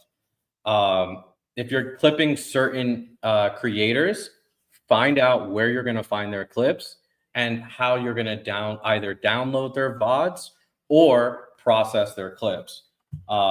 In the Alpha Radar Discord, I have like a whole breakdown of different tools and resources. You have AI editing tools like Opus Clip. You can literally take the broadcast link. So if you click into a X live stream, you can take the broadcast link. It says broadcast in the URL. Paste that into Opus Clip, and it'll automatically start clipping for you. It'll use AI. It's not perfect. And I still advise building your own skill set in doing this and recognizing what's going to work and what's not. But it's a way of systemizing your process. Okay. Faded stream today. I'm going to go grab the broadcast link and drop it into Opus. Okay. I dropped it into Opus. I'm going to come back in 30 to 45 minutes and then have my pre-made clips with a pre-made template. Okay, great. Now that I have all my pre-made clips, pre-made template, I'm going to put it on a content scheduler and have it post systematically over the next 12, 24, 48 hours, etc. So, that's what I mean. And then beyond that, right? So that's like the first step of this: source content, edit content. Figure out how you're going to edit it, whether you're editing it on software that's on your computer, like CapCut, then you're going to need a VOD downloader, right? So you're going to need to use VOD downloader, either like you could literally just search on Google, Kick video downloader, Twitter video downloader, etc., and use one of those links. I have some already organized both in the Clipper University Telegram and in the Alpha Radar Discord. Then, so sourcing the content and then editing the content. Are you going to be doing manual edits and adding your own spin and twist? I personally recommend that because you could potentially go a little bit more viral and then people recognize you for that specific style. Or are you just going to process it through AI, get an output of 10, 20, 30, 40, 50 clips, templatize them, and then just start posting them, right? Like there are a couple different avenues and angles you can go with pros and cons for each. Next thing is network effect. Network effect. This is why we have communities like Clipper University, right? Because in that Telegram, in the X group chat, you have people giving each other feedback all day. Clip Reaper is posting. Alpha House Clips is reposting. You know what I mean? Stitch Clips is posting and then saying, "Hey guys, can you give me feedback on this?" Stunner, shout out Stunner. Stunner is posting and then saying, "Hey, this is what I'm doing to get my impressions up by reply guying," right? You're learning from so many different people that have different strategies than yourself so that you can better refine your own strategy. That's why network effects are so important. That's why being a part of communities are so important. I mean, you could ask any of the Clipper pages that are part of Clipper U and just started within the past month. They're doing way better off than if they were to start on their own, because they already have a network and a community and myself, right? That's all helping amplify and push this content forward. So, that's what I mean by network effect. Support selfishly. And that this kind of ties into the network effect as well too, right? When you're supporting selfishly, you're like, okay, cool. I'm going to give you the retweet. I'm going to give you the comment into your post. I'm going to, so we're going to support one another, whatever. What you guys need to realize is that while you're supporting someone else who then in turn is going to support you back, you guys are both growing. It's actually not competitive, because if you help someone grow their page and then they're constantly showing your page love, then you're both going to grow. That's the network effect. I mean, I've quite literally proven that this year with Reply Guy and Clipper strategies on CT. I went from 28,000 followers to over 50,000 followers in the last few months. Not a few months, I'd say 6 months, six to 8 months, right? And how did I do that? Because I was helping other people grow along the way. As they grow, they respect me. They bring that love back, right? It kind of comes in a full circle. Cross posting. This was a question we actually had in the chat from Cabin. You popping in? Come through. Come through. Okay, bring a chair. I already waved up. I came in and waved. Hey, that's I went to good. go get, Oh, Miri. No, oh, is that Miri that you? I had to do the chat. What's up, chat? Yo, it's It's been good. a long time. It's been a while. You know, it's been a while, man. We're gonna need. I want to do a Yeah. sit down with just you and I. Yeah, no, Just doing a sit down. We we'll should do one one. tonight. We should do one tonight. We'll do one. Yeah, maybe tonight. Or Maybe Monday. tonight, Monday, whenever. We do have a lot of work to do tonight. It Oh, goodness. doesn't stop. It doesn't stop. It doesn't stop. It doesn't stop. So, all right, cool. Support selfishly. There's a reason for doing that. If you're helping other people grow, and then they're in turn helping you grow, you guys are now growing together, which is why communities and groups like Clipper University works so well at helping brand new Clippers grow at a much faster rate. Cross-posting. This was a question that Kevin had in the chat. So shout out Kevin, by the way, one of my favorite CT accounts in general. But he had a question. What do you think of clipping CT content and posting it on TikTok, Instagram, and YouTube? I think if you're already taking the time to do it and you have it properly formatted for those platforms, then you might as well. Is it going to be as monetizable? If monetized at all off the rip, I don't think so. I think there's more value in building crypto-specific Clipper pages on CT because those CPMs cost way more money. But I think if you're growing other brands or like the same brand across multiple channels, YouTube Shorts, TikTok, Instagram, etc., then it's just building more leverage for yourself. You're getting way more leverage. Now, eventually, people might not give a fuck about your TikTok Clipper page today, but in 6 months from now, when you have 10,000 followers on there and it's a very hyper niche specific crypto audience, they might, right? They might at that point. So do you want to be prepared or do you want to try to catch up? That's why, I mean, how many streamers and influencers are you seeing on the timeline right now starting to talk about Clippers and like hustling that, whatever? We've already been doing this. We've been doing this for 6 months, right? Like we've already been cultivating a community of Reply Guys and Clippers consistently for the last 6 months. So now everyone else has to play catch up to what we're doing at Alpha Radar because we've already gone ahead and put in the groundwork. Yes, we made it easier. Now people have a visible playbook that they can try to copy and steal from. But by the time they do that, we're already implementing playbook 2, playbook 3, playbook 4. So that's something else you have to realize too, just in the content game and in the entrepreneurial game in general, especially digital entrepreneurship, people are always going to try to steal from you. People will always try to steal your ideas, your processes, your strategy. So the only way around that is to literally outwork them, have a better network, have a more supportive network than them. And that's really going to be your largest competitive advantages, especially in this type of space, which is why I think Clipper University is is such a successful community and product so far, because like we already have that network effect, going. All right. Set a standard. Okay. So just to review everything we have so far, we talked about branding. We talked about having a unique, identifiable brand. How to actually, how to do that. We went over some different examples of that. We went over live clips and what those live, the editing styles for those different live clips, the branding of those live clips. We covered end-to-end process as far as sourcing the content, editing the content, and then distributing the content, right? So everything we've already covered. If you missed any of that, you can always go back and and watch it while it's still available. Because like I said, this stream will likely get deleted. If you have any friends that need information out of here, I would send it to them right now. I would be clipping this right now before it's gone. Anyhow, set a standard. You need to know basically what your benchmarks and your metrics are. For clipping, for content in general, one of the most important that sponsors care about and your future clients will care about is impressions, is reach. How many people are seeing this? Engagement is important. I personally think engagement is just as, if not more. I think engagement is also very important.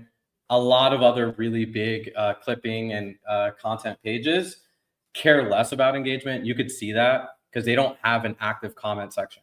They don't have an active reply guy, going on. They're not replying to the reply guys either.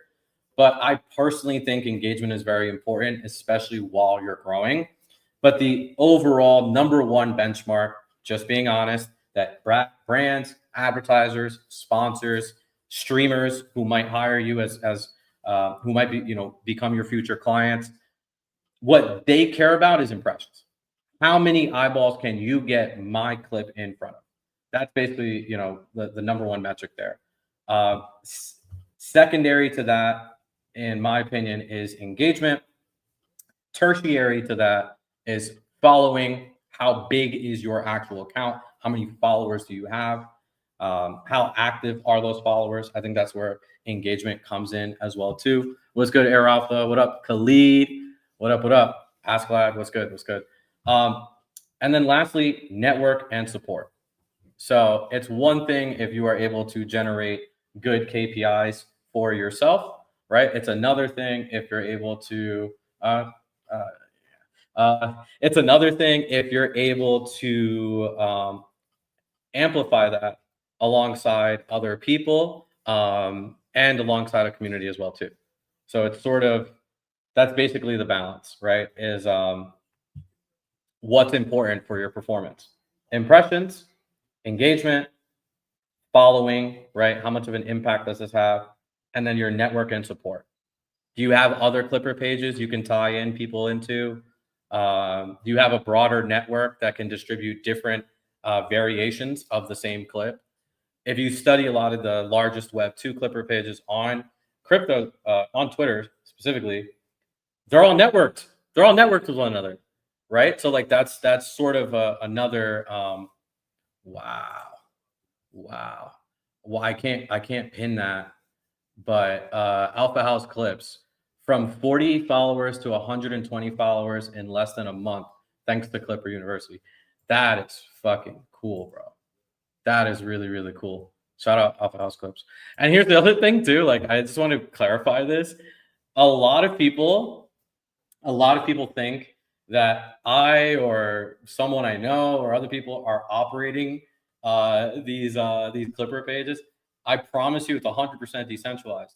There are people that have just gotten value out of the content and have actually taken action from it that started building.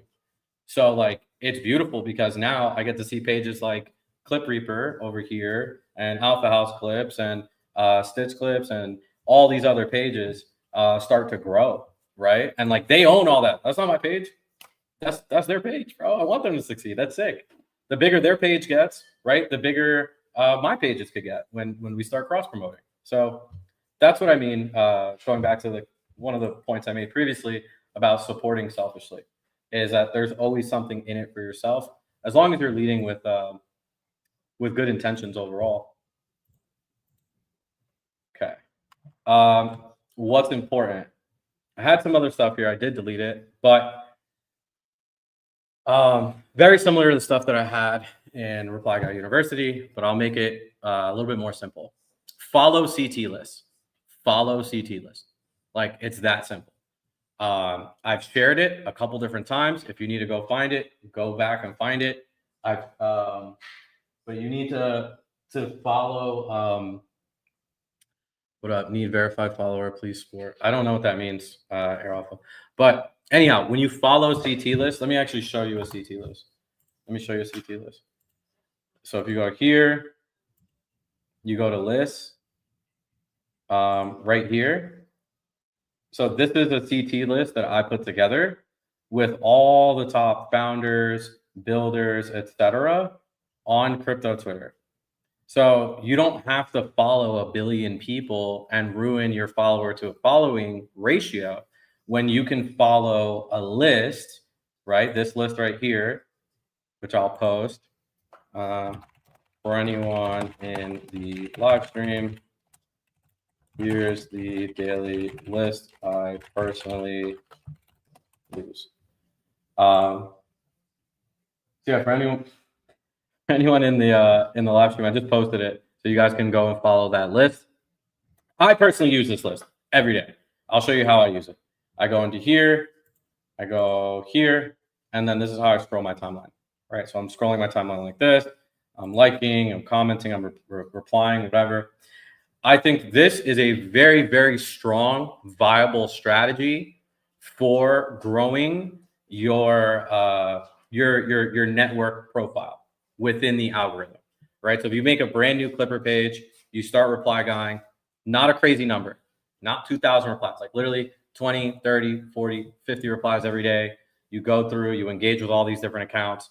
You're now going to start to get mixed into their algorithm, right? And if you get mixed into their algorithm, guess who your clips are going to be shown to? Crypto Twitter. That's what you want to do, right? You want to get into the crypto Twitter algorithm. This is how you do it. I'm literally explaining to you like step by step. The other thing is, I touched on this a little bit, but your follower to following ratio is also very, very important. The less amount of people you're following, the more amount of people that are following you. There is actually an algorithmic boost that the X algo does. You get a little bit of a boost for having a good ratio, a tight ratio. 30% or under is the benchmark. So if you're 30% or under, let's say you're following 30 people and you have 100 following you, you're good. You're actually getting a little bit of a boost and bonus from the X algorithm itself. Cool. One thing that I do use to do that, there's this app. There's this app called Who Unfollowed Me. So no, not this. Fuck. It's on the Apple iOS store. It's on the Apple iOS store. You guys got to do some homework. I'm gonna let you go. Y'all got to do some homework. So if you go onto the Apple iOS store and just look up Who Unfollowed Me, it's like the first or second. Here, I'll pull it up on my phone. Give me one sec. Pull it up. If you guys have any questions before I wrap this up, please feel free to drop them. If you have any other clips you want me to review before I end this, please feel free to drop them. Let me show you what that app looks like. Who unfollowed me on X and Twitter? So that's what the app looks like. You could use this app to mass unfollow like up to 50 to 100 counts a day, and it will save you at least 30 minutes of your time. So it's a really, really good tool. I personally use it periodically. I don't use it all the time, I'll be honest. I need to get better at doing it. But hey, at least I'm giving you all the information. All right, cool. One question, Chief. These days, most of the Twitter is showing on spam section. I don't know. I'm also in probable spam. How to fix this? One, verify your account. Have your account verified. Pay for Premium Plus if you can't afford it. It's in the US. It's like $50 a month, which is it's not cheap. It's not cheap. There's a good amount of money. It's $600 a year. So pay for Premium Plus if you can't afford it. I would say, just like a video game, upgrade your account as your account continues to grow, right?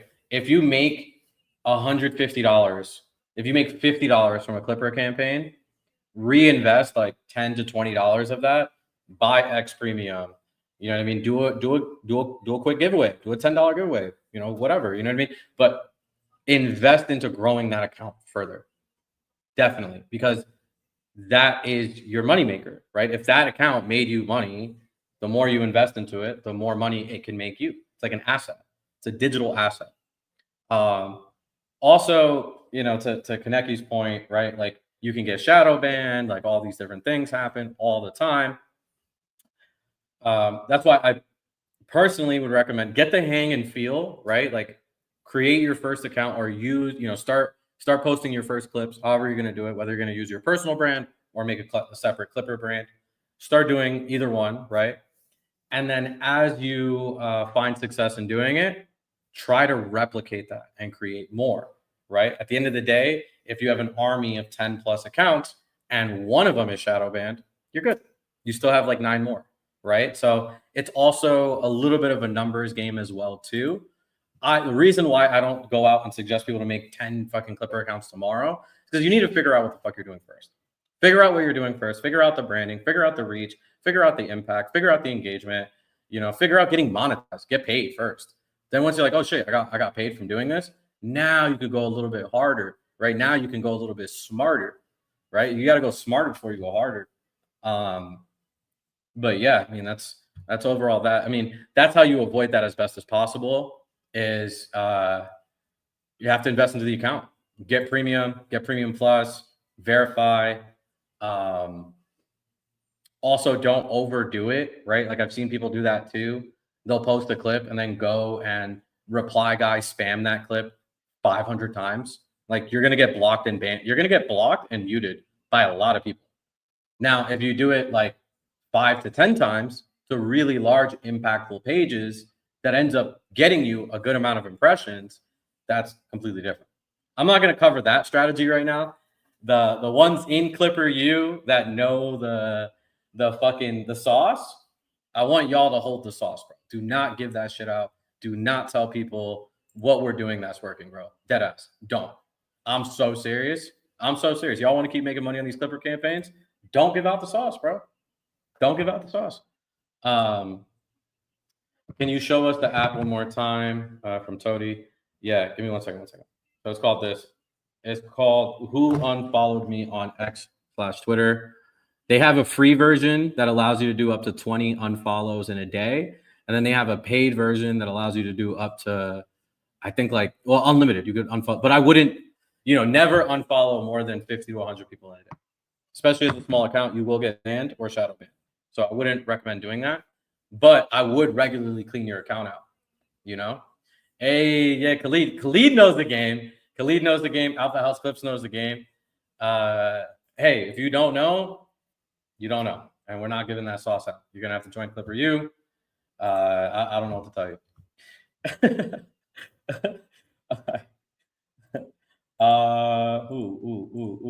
Okay. Automation and AI. I did cover that a little bit as well too. I do want to show you guys Opus. This is what I presently use. So with Opus, you can go, and I pay for the expensive model, so I have a lot of credits to do this. But look, I'm going to click onto my live stream. You see right here where it says x.com/i/broadcast with the broadcast ID. Control C, go here, and that's it. Crazy. I don't think it'll allow me to do it because it's still live, but once the live's over, it'll allow you to do that. And then I already have pre-made templates already cooked. So then what I'm going to do is basically have those pre-made and good to go. If you know, you know. Hey, if you know, you know. And if you don't know, you got to join Clipper University. All right, guys, that's everything I had today. I told you I wanted to keep it very, very short and concise. It's Friday, right? I got a lot of business I got to handle and take care of. How about this for the next 15 minutes? If you guys have any more clips, accounts, Clipper pages you want me to check out, I'm here. Otherwise, hey, class is over. You know what I'm saying? All right, okay. Oh, we already went through this one. That was a good one. Let's peep this. Are we in a bear right now? I think that's a good question. I think I don't know how to answer that. I don't know how everyone else is answering it. Some people say that we definitely are. I think that I don't personally think that Bitcoin is low enough. or I don't really think our coins are low enough to justify calling it like a full bear market, but I also think that we could see lower, so we'll see. Definitely feels like the start of one, so.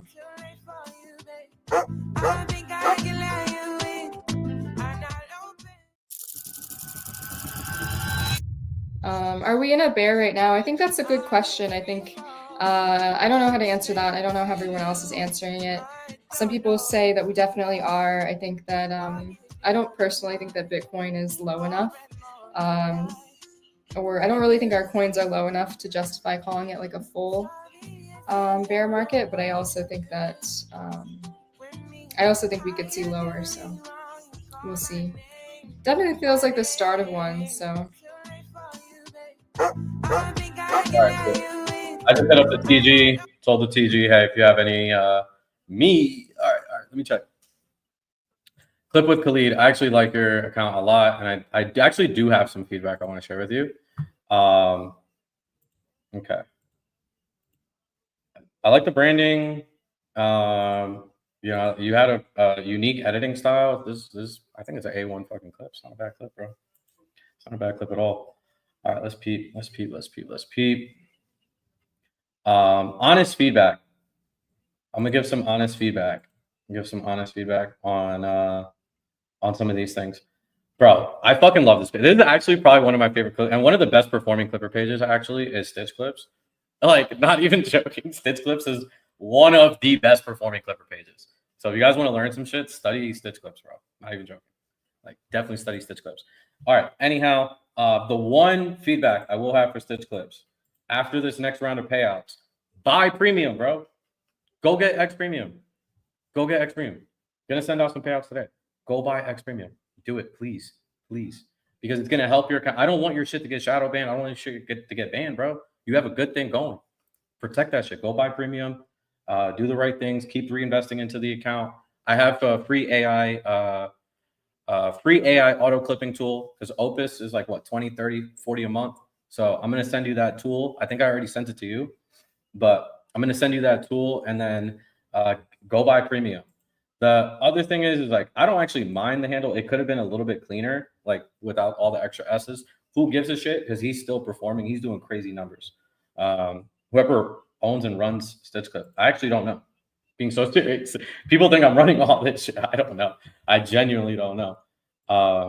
But yeah, Stitch Clips, you're a fucking G, bro. I fucking love you, Stitch Clips.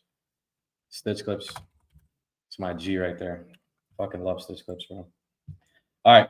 Clip with Khalid, bro. This guy just started.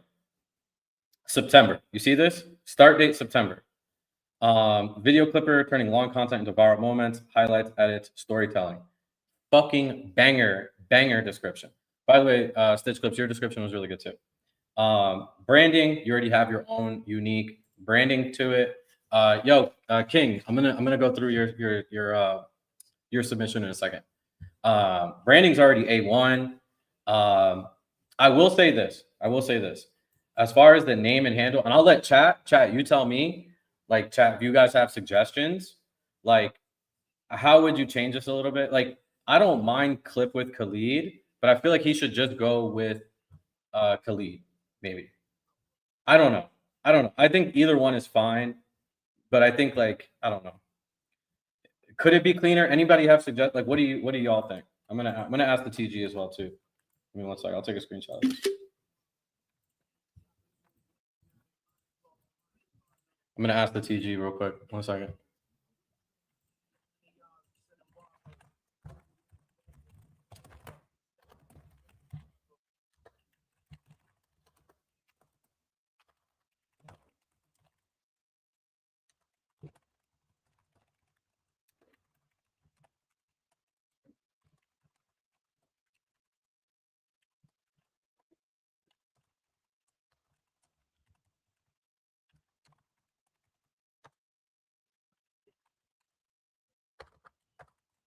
Got it. Okay. That's good feedback, King. That's good feedback. Khalid is fine, a little bit better brand. It's not, I like the branding overall, but I feel like for the name part, like this, just Khalid will like hit harder. Like it, you know what I'm saying? Like at least it looks like less of a spam Clipper account. This is not a spam Clipper account. Khalid does his own edits. Khalid's been doing numbers low key, bro. Khalid's doing numbers. So, but I feel like if he just did like just Khalid, it would be fire, bro. It's cool. But overall, I mean, it's fucking sick. All right, let's take a look. Okay, Toady, the underscores. That's my thing, bro. I think the underscores, like, I would take the underscores out. You would think on that. Just think on it. Yeah. Let me know, bro. Let me know your thoughts for sure. Definitely let me know your thoughts. Okay. King, let me see your clip. Flash clip. All right, fire. Let's peep. But hey, man, you know, I like what Khalid said, bro. He's standing on business. He's like, bro, if this is how I run, you know, how I want to brand and run my Clipper page, that's how I'm doing it, bro. So I respect it. And he's seeing success. He's actually doing really, really well. So I'm like, hey, if that's what's working for you, that's what's working for you. But yeah, I mean, pretty solid. Okay, King, let's watch this clip. You guys have audio? Let me know if you guys have. It's out like fun. You're leading with money. You're attracting a certain type of customer base. And we would talk to like regular folks who are interested in buying your first NFT, and like the usual response would be like, "Nah, man, NFTs are a scam. It's all about money, right? You're about buying things and flipping things, and like that's the problem, right?" It always reads as a scam. It's like get rich quick schemes or like advertisements or like money grabs. People's guards go up when it comes to like money being the first thing regarding a product. But we got to get back to basics in the NFT space about like fun, fandom, utility, enjoyment. And then if we do a good job with that, then the money aspect is the byproduct of that success. If you're leading with money, you're attracting a certain type.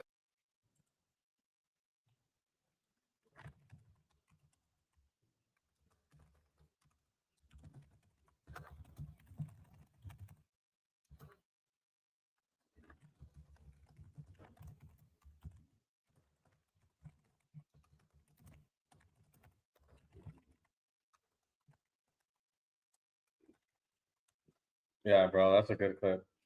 You guys wonder how I choose like Customer base.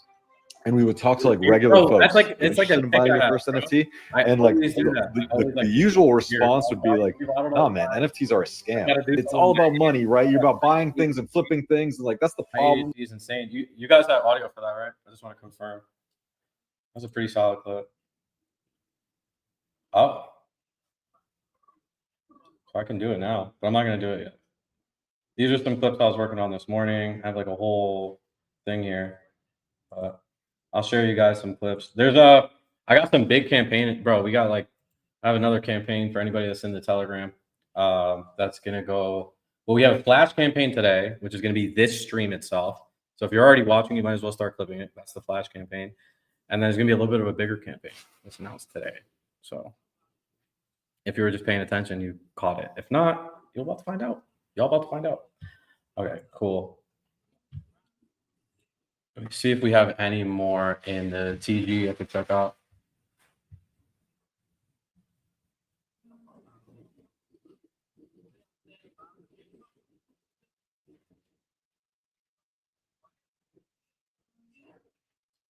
Favor White. Let me check your clip now. Let me see where you at. Favor Whitey. Interesting name. Favor Whitey.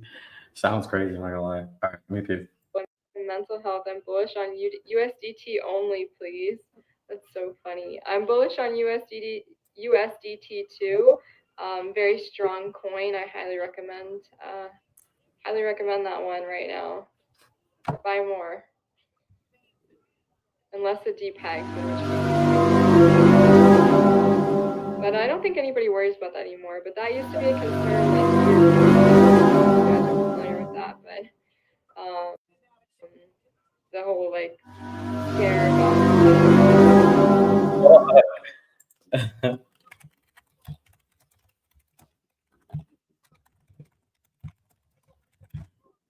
That's funny. Yeah, her chat was crazy yesterday, bro. The thirst was insane, bro. Thirst was insane. All right, let me check. Let's see what we got here. Okay, let's peep. Give you a follow back, fam. This is from AITV. We might have hit the threshold for this. I'm really interested to open my own AI agent and how I can integrate it for like on my live streams. Let's say, so can I stream from your platform directly and just put it on the corner? Or... Yeah, definitely. I fucking love that you we're guys adding are adding support for this, and you would just hook it up with whatever tools you use. So if you use OBS, for example, you would just add like a new source, like a new video source, and then you would put our little URL in there of your channel, and then you would have your agent, on screen with you, and you would be able to talk to it through an admin panel that we give you on the website. I don't mind the lo-fi lo-fi instrumental on the backdrop, but keep in mind, I feel like a lot of people will I would say get bored, but like essentially, right? Like it's like elevator music style. But for this, like it's a super conversational stream, right? So like let me go ahead. I'm going through the TG again. If you guys haven't submitted in this chat, submit in the TG. Okay. Just the most recent one.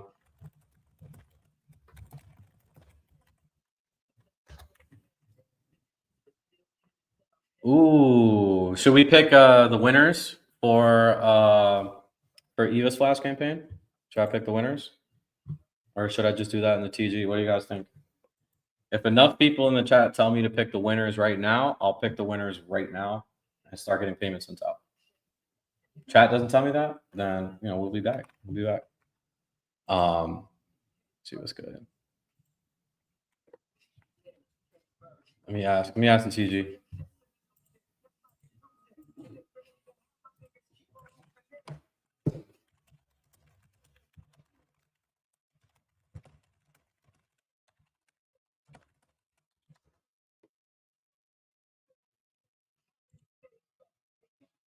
I'm down right now. All right. I got y'all. Let's start going through it. So we had a little bit of a flash campaign yesterday for Eva's stream, which performed crazy, by the way, guys. I want to show you the impact of live clipping and like what it did. Look how viral this thing went. You see how viral this thing went? And it's because of you guys. You guys went crazy, bro. You guys went absolutely insane on these clips yesterday.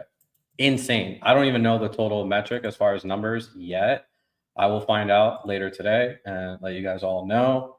All right. If you guys remember the conditions for the flash campaign, it was from really hard. What does that mean, bro? I don't know what that means. If you remember the conditions for the flash campaign, had to get posted in this in Alpha Radar community. And obviously it had to be an Eva clip. So we're gonna go through sort of the latest ones. Here's what I'm gonna do. Chat, you guys are gonna help me select the winners. Let me close all this out. You guys are gonna help me select all the winners. And yeah, fucking Stunner. Yo, study Stunner. Stunner is really fucking good at clipping, bro. Like, I am so serious. Out of anybody in Clipper, you definitely want to study Stunner, bro. Stunner knows what he's doing. Like, he's really fucking good at it. Cool. Cool. I'm trying to find the Eva clips. Can I open this in a... Start opening these in a second tab.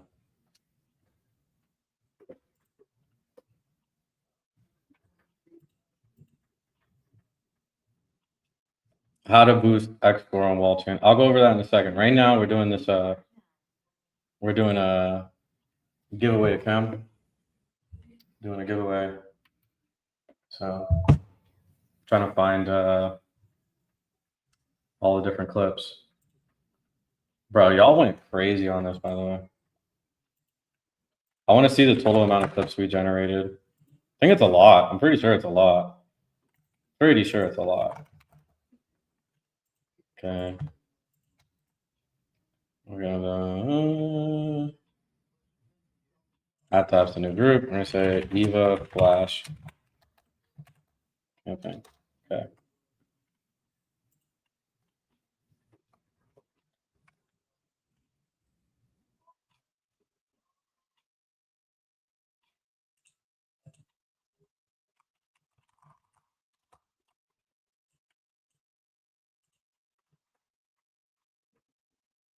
Bro, y'all went crazy, bro. So many clips. It's insane. Now you guys know I'm like literally making sure to do this carefully, bro. I'm watching every single one of these clips. Like if you guys are posting clips, like just know I'm literally sitting here and I'm watching and I'm studying every single one. I'm seeing how they perform. I'm seeing who the top performers are. You skip this. Okay, let me open that one up. Cool.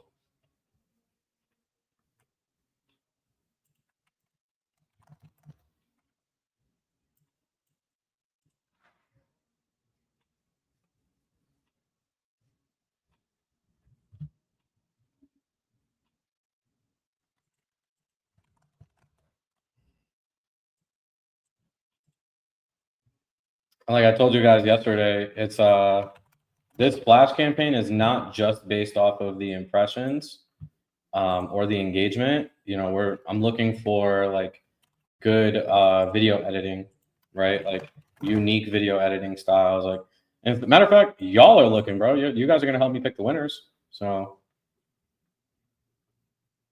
you guys are gonna help me pick the winners. We are. It is all of our job now. If I'm working, y'all working too, man. What the fuck? All right. Holy fuck. Bro. How many is that? 2, 3, 4, 5, 6, 7, 8, 9, 10, 11, 12, 13, 14. We're at 14 clips so far. 14 clips. Insane, dude. Might have to do this in chunks, bro. I don't know. I kind of wanted to review all of them though, and then we pick. Let's see. This one was pretty good from Humble. And the other one he did too. Drop mine. Let you know a dozen times already. Oh, Ask That. Yeah, I'm gonna peep yours now. I'll probably see it if it's in here. So no worries, bro. If I haven't gotten to yours yet, I'm gonna see it. I'm going down like literally chronologically. So Clippers are definitely winning this season. Yo, Mr. Phenomenal, check your DMs, bro. I sent you an invite to the TG again. Sorry you got removed, bro. Sorry you got removed. Honestly, I'm like, there's like no method. If your TG handle is not like Mr. Phenomenal, then like I probably just like mass removed you, because we're doing that every day in the TGs. I'm just going in, me and the mods, and we're just mass removing, a bunch of accounts. Like if they didn't chat for like 2 days, gone. Like we're taking Clipper University very, very serious. There's a lot of really good resources that are being given out for free, So we want to make sure that like only the most valuable people are benefiting from those resources, because we don't necessarily have to share those resources with everybody. So if you're a part of Clipper U, if you're in the TG, if you're seeing all the flash campaigns go live every single day, my best advice is stay active, man. There's literally hundreds, if not thousands of dollars getting distributed every single day. Every single day. Like every single day. And all you have to do is show up. And you're literally in a group chat with 300 other people that are doing the same shit, and that can give you feedback on what you're doing right and what you're doing wrong. So, take advantage of that for sure. I've already told some of you guys, we're maybe a few days away before I close the Telegram entirely. And then it's going to be, you just got to pay to get in there. straight up,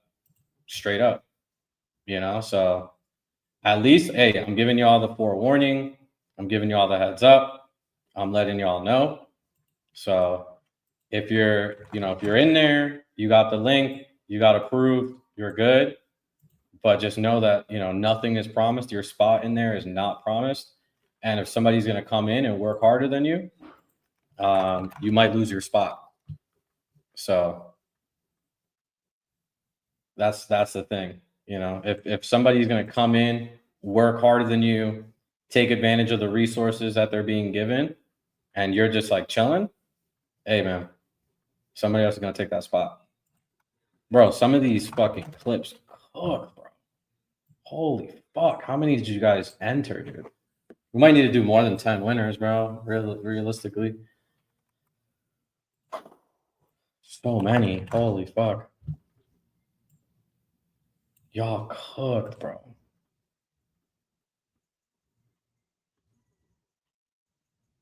All right. I think that's the last of it. That should be the last of it. That should be the last of it. Woo! Holy shit. Does it tell me how many tabs are in here? 1, 2, 3, 4, 5, 6, 7, 8, 9, 10. Hey, if you are in the chat, guess how many clips we got yesterday from Eva's Flash campaign. Whoever's right, I'll send you $10. Guess. Start putting guesses in the chat. You gotta guess before I'm done counting. Okay. 1, 2, 3, 4, 5, 6, 7, 8, 9, 10, 11, 12, 13, 14, 15, 16, 17, 18, 19, 20, 21, 22, 23, 24, 25, 26, 27, 28, 29, 30, 31, 32, 33, 34. 34. Oh, man. Clip Reaper had 41. You were pretty close. Toady. Bro, look how many. This is way more than 15. This is way more than 15. Way more than 15. All right. We're going to start going through these. What I am going to do is I'm going to DM the winners, right? So we're going to start going through these. We could start watching them. And then, yeah. But this is life. I mean, we're in a volatile industry, and you win some, you lose some, and everybody in this space loses. There's nobody who makes money here who hasn't also lost money here, because of the nature of the beast. So I think that's something to be aware of, is that there's literally nobody who's just winning all the time. Even the best traders are cutting their losses. They're taking out. So here's what I'm going to do. I'm going to send the winners. I'll be honest. All right, let me give a quick feedback. Elwino, this is not a great clip. It's not a good clip. I'll be honest with you. Context-wise, it's really good. Editing-wise, it's not great. And I understand why. It's because you were doing a screen recording live. So basically, you were watching live and then screen recording. What you can do next time is, if Eva's live on Kick as well, you can go on to Kick and they have live clipping on Kick. That's one way of doing it. Otherwise, yeah, it is a little bit challenging. I'll find you guys more resources for live recordings. But overall, like aesthetically, it's not the greatest. But the reason why I am I want to reward Elwino is because he moved fast, right? And he was willing to learn, right? So yes, this wasn't perfect, wasn't the greatest clip in the world. It still performed very well, considering that, because of timing and because of context. He nailed context and he nailed timing very well. So that's sort of the feedback there. Okay, I'm gonna send it here. Pros. Let's go. I'm almost done. We got a person booked for Monday. Stream? Yeah. Big announcement? This is what I told you. The app for Monday. Hey, let's go. So easy. Okay.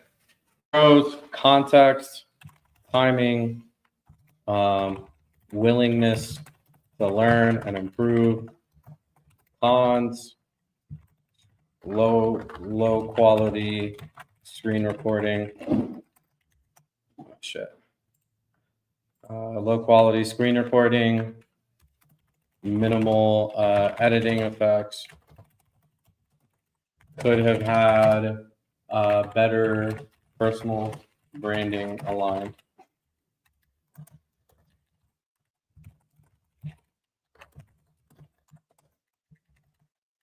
All right, I just posted it in the TG with my feedback and everything.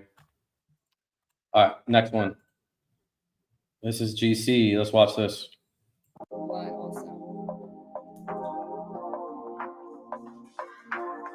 Skeleton says hey. Hey, I'm guessing that's the Swedish way of saying hey, which is cool. I just market is still unfolding and we never know what to expect from the All right. Couple different feedback points on this one. Music, way too loud. Way too loud. You could barely hear Eva. Background music, way too loud. And then also context. What is she even talking about? There's nothing that's like gravitate. There's no hook, right? There's nothing here that's like, is enough, like, you know, obviously enough people watched it, whatever, but what is actually, like, there's no value, like the context, the actual like words being said, there's not a lot of value in them right now. So it's not like, you know what I mean? Like context was like really, really bad. Editing wasn't, you know, could be better as well too. One thing I would do is remove the background on these overlay templates. So try to have just Clipper University. And then same thing for your PFP, right? If you want to put your PFP in there, a good way I've seen people do it is they remove the background of the PFP and put it in like this bottom left or bottom right corner. So it looks like it's more organically a part of the video. So overall feedback on this one. Again, overall, not bad because like we're doing this, the flash campaigns, as I've been saying, the flash campaigns are really to sharpen your skill sets, right? It's like, hey, you're getting an opportunity to get paid to learn. Might as well take advantage of it, give it a go, see how you guys do. I intentionally did not provide you guys with any pre-made clips because I want to see your own skill sets, right? So, all right.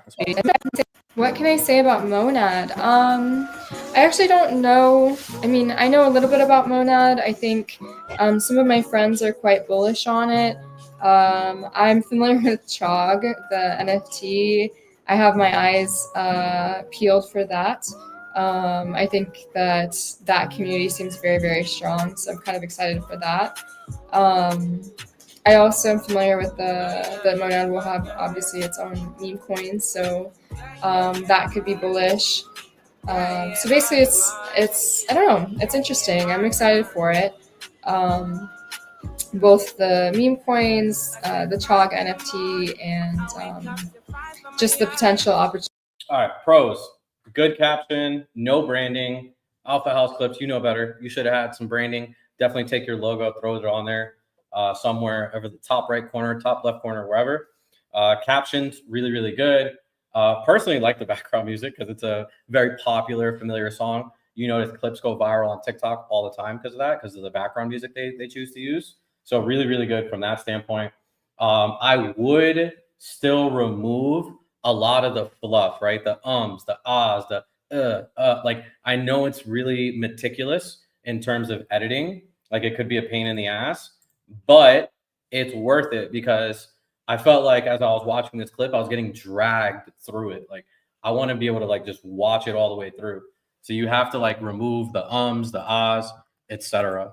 So let me send this in the TG.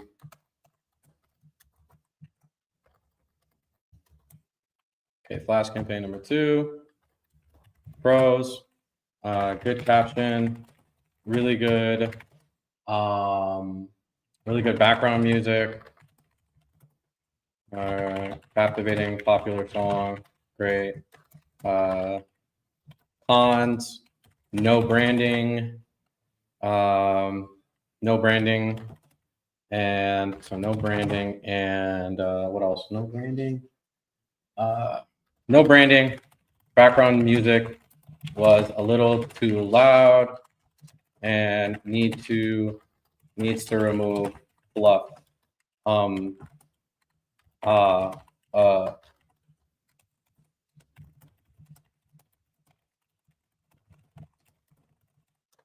Bro, I'm for real going crazy. Yeah, streams. Yeah, bro. How are they asking in the chat?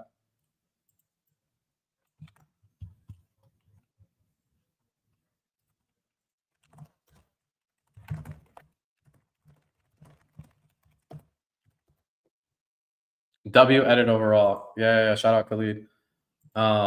Yo. Yeah, bro. Yo, Clip Reaper. I've been there too, bro. My YouTube video, Reply Guy University. I edited that myself. It literally took me 18 hours because I removed every single filler possible, bro. It was a pain in the ass. You could use AI tools, like some of the ones we've already discussed and that are highlighted in the Telegram or the Alpha Radar Discord. So you can use those tools, which will cut down a significant amount of your editing time. But yeah, bro, I spent 18 hours editing Reply Guy U, bro. That was an hour and that video originally was 90 minutes. I got that shit down to 10 minutes, bro. From 90 minutes to 10 minutes, bro. 18 hours fucking editing, bro. Shit was crazy. All right, but overall, you guys got the feedback from this clip. I got to keep it cranking, bro. We got so many to go through. That's crazy, though. Think about this. 24 hours, 30 plus clips. We averaged a clip an hour for the first 24 hours of this stream. Let's try to make it happen again, guys. Obviously, there's another flash campaign going on for this exact stream that we're watching, that you're watching right now. So yeah, start posting. We already have some people start posting. Tag me in it. You know, I'll try to amplify and reshare as best as I can. But yeah, bro, you guys are crushing it. Humble. Everyone wanted to onboard through meme coins, which was frankly like very stupid. I'm sorry to say, but onboarding people to get rugged is just nonsensical. Like, it doesn't make sense. I mean, you should onboard people in a way that's going to make them money, not give them a gambling addiction or get them rugged, because then they're never coming back. Onboarding should happen in a way that's value additive to the people who are being onboarded. Bro. I've actually watched. That should be a no-brainer, right? Everyone wanted to onboard through meme coins. You see how it frankly, like, you see how the clip ended and then went right back to the beginning, and I didn't even realize for like half a second to a second. That is a really good clip right there. Like, that is good clip design. Look at the performance of this clip. Almost 9,000 impressions, bro. Almost 9,000 impressions. Like, that's probably one of Humble's best performing posts ever. So like, that's fucking crushing it, bro. Trying to think of some feedback for this one. Okay. Yeah, this one was crazy.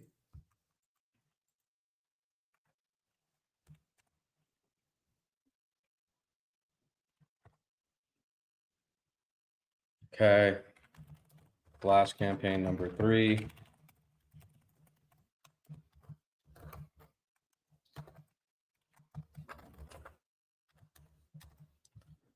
I got to pick 7 more winners. And I'll pick some bonus people too. Pros. Extremely good editing, from B-rolls to animations, sound effects with pop-ups, good and clean captions. It's very good. Good feedback loop. Cons. Let's be honest about Humble's cons. Too many brands, in my opinion. Would stick to one brand per account. Personally, also Clipper University logo could have background removed. I can provide a clean JPEG for this after screen. Cool. Bam. All right, cool guys. We got number 3 announced. Great. This was fire, right? Yo, that was a good one. W stream. Yeah, bro. Chat's enjoying this. All right, we've had some good ones. We've had some good ones back to back. Hopefully we get a bad one here. We learned better from the bad ones, right? Everyone, we learned better from the bad ones. for you guys to guess. You guys do it with Soul, but I'll do something like maybe a little more likely for you guys to guess. How much have I lost in total this month so far? This month, not that much. I was down more in October during the 10/10 liquidations, and then actually right after that, after the market dumped even further, I think I lost maybe $20,000. I think the last month. Not great. Not bad. Not selecting as a winner, but some feedback on this. Good caption, right? Could have the cleaner Clipper University without the background logo in the bottom left corner.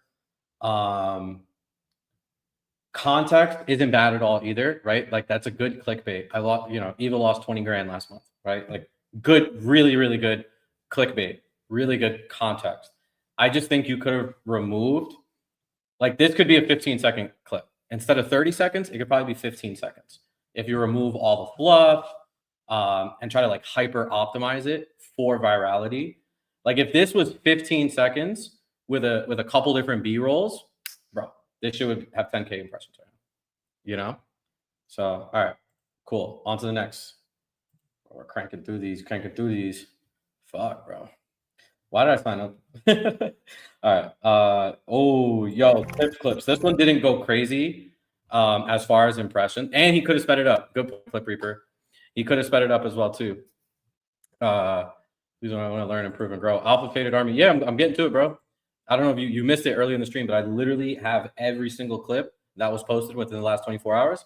And I'm one-on-one reviewing every single one and then selecting the campaign winners. So, all right, cool. Let's run it. Let's run it. We're going to keep going because... Now is not the time to believe in something, okay? Don't believe in something right now. It's highly likely that it's not going to go anywhere. Unless you know every single holder or community member of that particular token, I think it's most likely that you're just going to get rocked. Sheesh.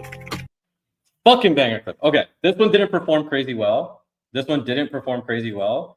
But good caption, really good editing. I like the blur to the normal like editing, right? I love the keyboard clicking, right? Like I said, be creative. Like this feels very well branded. Like TIFF clip or TIFF Clips, Clipper University has a clean background list logo. Like study this, bro. Study this. He included her tags for X and Kick as well too. A lot of creators are going to ask you to do that, especially if you want to get hired by the big creators. Love the start of it. I agree, bro. I agree. This is definitely one of the better ones. And I don't care that it didn't perform as crazy as the other ones, bro.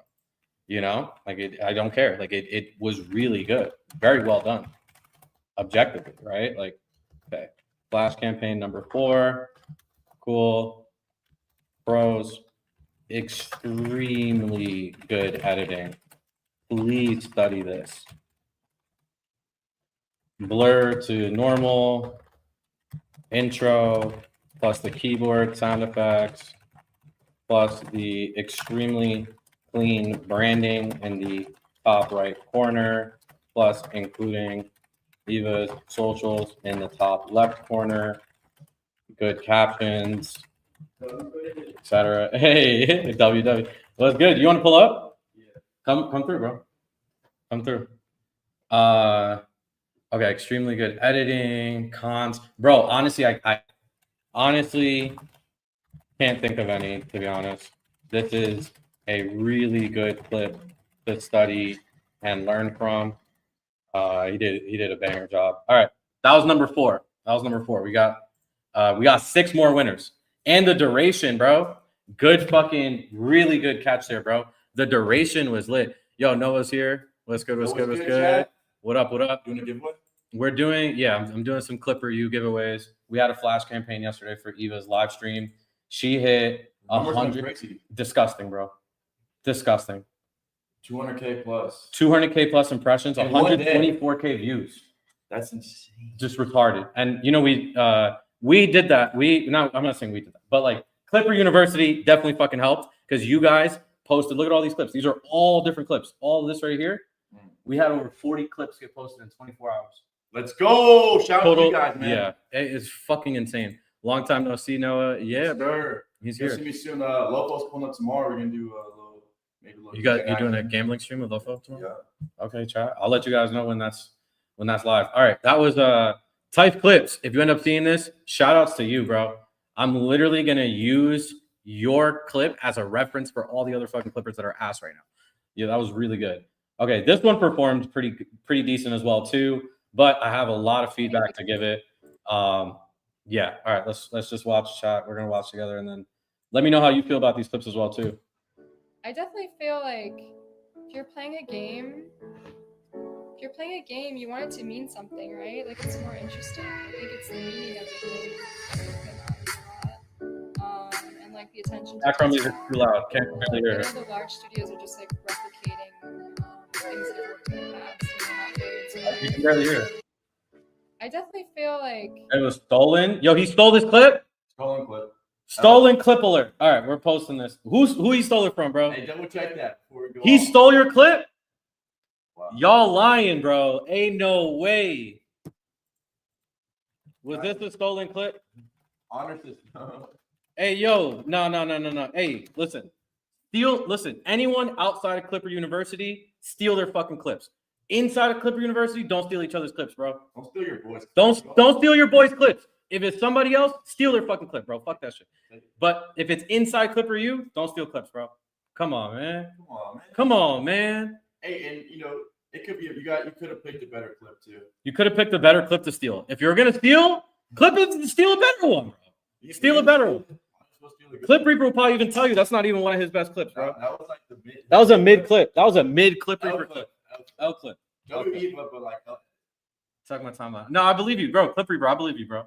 What's this? Off the rip, bro. I believe you. All right, let's watch this one. This one had a weird. what can I say about Monad? I actually don't know. I mean, I know a little bit about Monad. I think some of my friends are quite bullish on it. I'm familiar with Chog, the NFT. I have my eyes peeled for that. I think that community seems very, very strong, so I'm kind of excited for that. I also am familiar with that Monad will have obviously its own meme coins, so that could be bullish.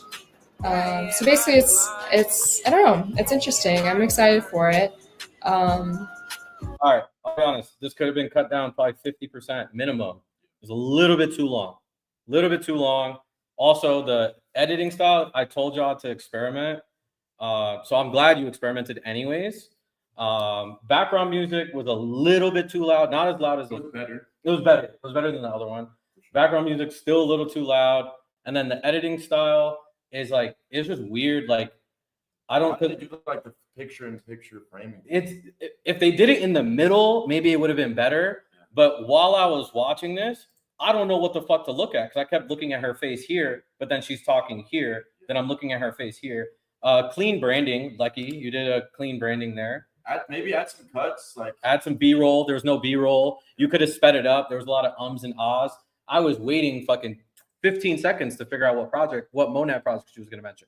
You could have cut all of the like her thinking about it out, right? Because 51 seconds, too long. Like shorter. 15 seconds, 30 seconds, 45 seconds at most, like guys, people have short attention spans. think about the audience. You got to think about the audience, the user. Where are their eyeballs going to go? Like, all right, let's watch this one. Our captions, good start. Whether it's relationships. I like these captions, I'm not going to lie. Now is the time to build, whether it's relationships. Your products, captions. your actual Twitter. I like the account is caption very style, valuable. but you fucked up, bro. Now's the time to stick around and make something valuable. Or make I agree, something Mr. cool. Phenomenal. So it's an opportunity, right? There's an opportunity in anything and everything. And sometimes the quiet periods are actually the best. So just Okay, context, good. Caption style, because it's a girl, it seems like a little bit more of a girly. Caption style, cool. Okay, I'm in there. That's cool. The captions themselves were, if English is your second language, whatever, double verify, bro. Like you had, like I was actually reading the captions because they stood out so much. valuable. What is that? Like that doesn't even. That's not even English. And you could remove the fluff, right? It's a 27-second clip. You could turn this into a 10, 15. 10, 15, right? Like there was so much fluff that wasn't necessarily needed here. But I appreciate the experimental edits and the different style. Branding, I don't mind. I mean, I've been instructing them to brand the clips after themselves to build their own brands and portfolios. But yeah, you did bring up a good point. Could have made it a little bit more subtle. Right. A little bit more So subtle. look right here. Obviously we want to make sure Eva's the main focus. I'm looking My at eyes are him. going Yeah, I looked at him. I'm not Yeah. gonna lie. I did Eyes look are at him going too. through the whole time. All right, cool. Let's keep it cranking, guys. Let's keep it cranking. The PFP, the blur background wasn't needed. Yeah, I agree. PFP was a little bit too much. Like he could have made it a little bit more subtle. I don't know how. He could have just put his handle, right? He could just put like Abdul or whatever his handle is, right? Like, all right, let's watch this one. I'd say rip the captions. Okay, Hydra says watching your stream is keeping me from checking my port. So yeah, I'm happy being here. Yeah, there's a joke I like to make that says if you don't check your port, then did you really lose money? Probably not the best advice, but if you don't look, then you won't register that loss necessarily, and maybe we see a bounce. I will say, Okay. yeah. Shitty captions, good context, really good context, shitty captions. I like the outro, but you fucked up on the outro. Like, I don't think this was supposed to be in there. Like, I don't know what this is. Yeah. Portfolio, like, what is that? you were just, it was sloppy. Like you were rushing this edit. However, Flow-In, if you're in here, this was really good. I don't want to discourage you. This was really, really good overall. Context wise, it was like A1 context wise, but I think you could have made the captions a little bit more exciting. You have to do the ones where every time she talks, it pops up a word. So. Yeah, the emoji captions. Yeah. I like the emoji captions are good for short attention spans. Also, like I like that you had an outro. Like that's okay, cool. That's clean. That's clean. But like you should have some branding somewhere, right? You could put it in the top right corner, bottom left, bottom right. Like there's plenty of areas. People are gonna steal your clip. It's good. Yeah, like, and this is how you get clips stolen. And that's why I tell you guys to brand your clips because someone's gonna steal it. Put your at. Put your if you want to take the background out of your PFP and like put it in the bottom right corner, I've seen people do that. Yeah. Overall, not a bad clip. I do not want to discourage you, Flowing. Great context. Great context. Great actuals. We got to keep it moving. We got so many to go still. Holy shit. How many left? 1, 2, 3, 4, 5, 6, 7, 8, 9, 10, 11. This one pops off the rip. We got like 20 left. Okay. This one popped off the rip. This is Alpha Clipper. If you guys want to study any Clippers in Clipper University, study Alpha Clipper. Again, this account is not mine. Everybody thinks I own all of these accounts. I don't. This is decentralized, and I love because I get to watch the community grow alongside myself, and I get to grow with them. So shout out Alpha Clipper. I believe Ransom runs that account. Shout out Ransom as well too. However, let's look. This is a really good Clipper page on the CT side for you guys to study.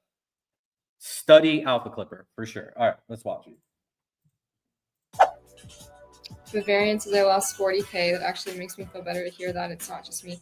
Yeah, it's definitely not just you. I lost my first time. I lost 80K. Second time, I was building a product instead, so I didn't really lose too much. And then this time around, I think I've round tripped. I've round tripped to over $1 million. So just being honest with you guys. That was on Chump Coin, and then I've round tripped 6 figures on like another AI coin that I was really bullish on. The tech was amazing. It actually worked. I was like very deep in that like little community, and I thought I was going to go a lot higher. Okay. The variance Performed well. I'm going to pick him as the number 5 Flash campaign winner. If I can have one Yeah, please do. We're gonna. So what I've been doing, I'm announcing the winners, and then I'm giving them pros and cons. Right. So pros, good intro, subtle Good coloring, honestly. subtle branding, good color grading, solid captions. What else?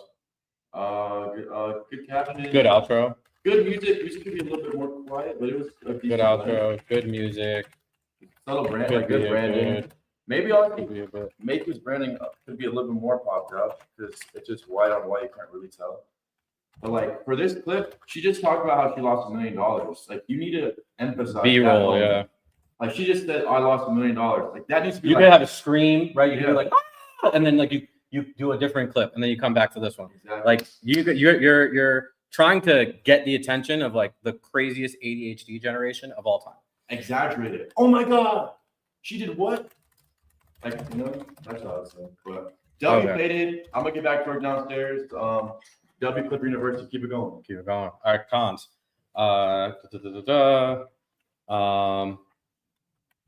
Not many, but could have had B-roll to go along context of clip. Very hyper viral context. Using 1 mil. And the flight updates I gave above. Great. All right, we got 5 more, y'all. We got 20 to go, 5 more. No branding. He does have branding. He has it right here, but he could have made it a little bit better. I did that on mine. Okay, cool. Not bad, bro. And then look at the fucking crushed it. Telling you, study Alpha Clipper. Okay, I'm gonna keep going through these. We have 1, 2, 3, 4, 5, 6, 7, 8, 9, 10, 11, 12, 13, 14, 15, 16, 17, 18, 19, 20, 21, 22, 23 more to go. Oh my god. All right, let's keep it going. Any tips for spotting shady projects early? Audio. You can usually tell if a project is shady by their social media presence. So, and basically like what they're asking for, what they're offering. So if they're offering, if it's like a pre-sale, it's probably shady, right? You don't really generally want to buy a pre-sale. If you don't know who the founder is, that's also not good. You can often tell based on their marketing style and like what they're doing to market. Good projects also usually have like big KOLs behind them who can vouch for them. So you can kind of test the shadiness of the project based on who's representing it. Full feedback on this. Audio, not great.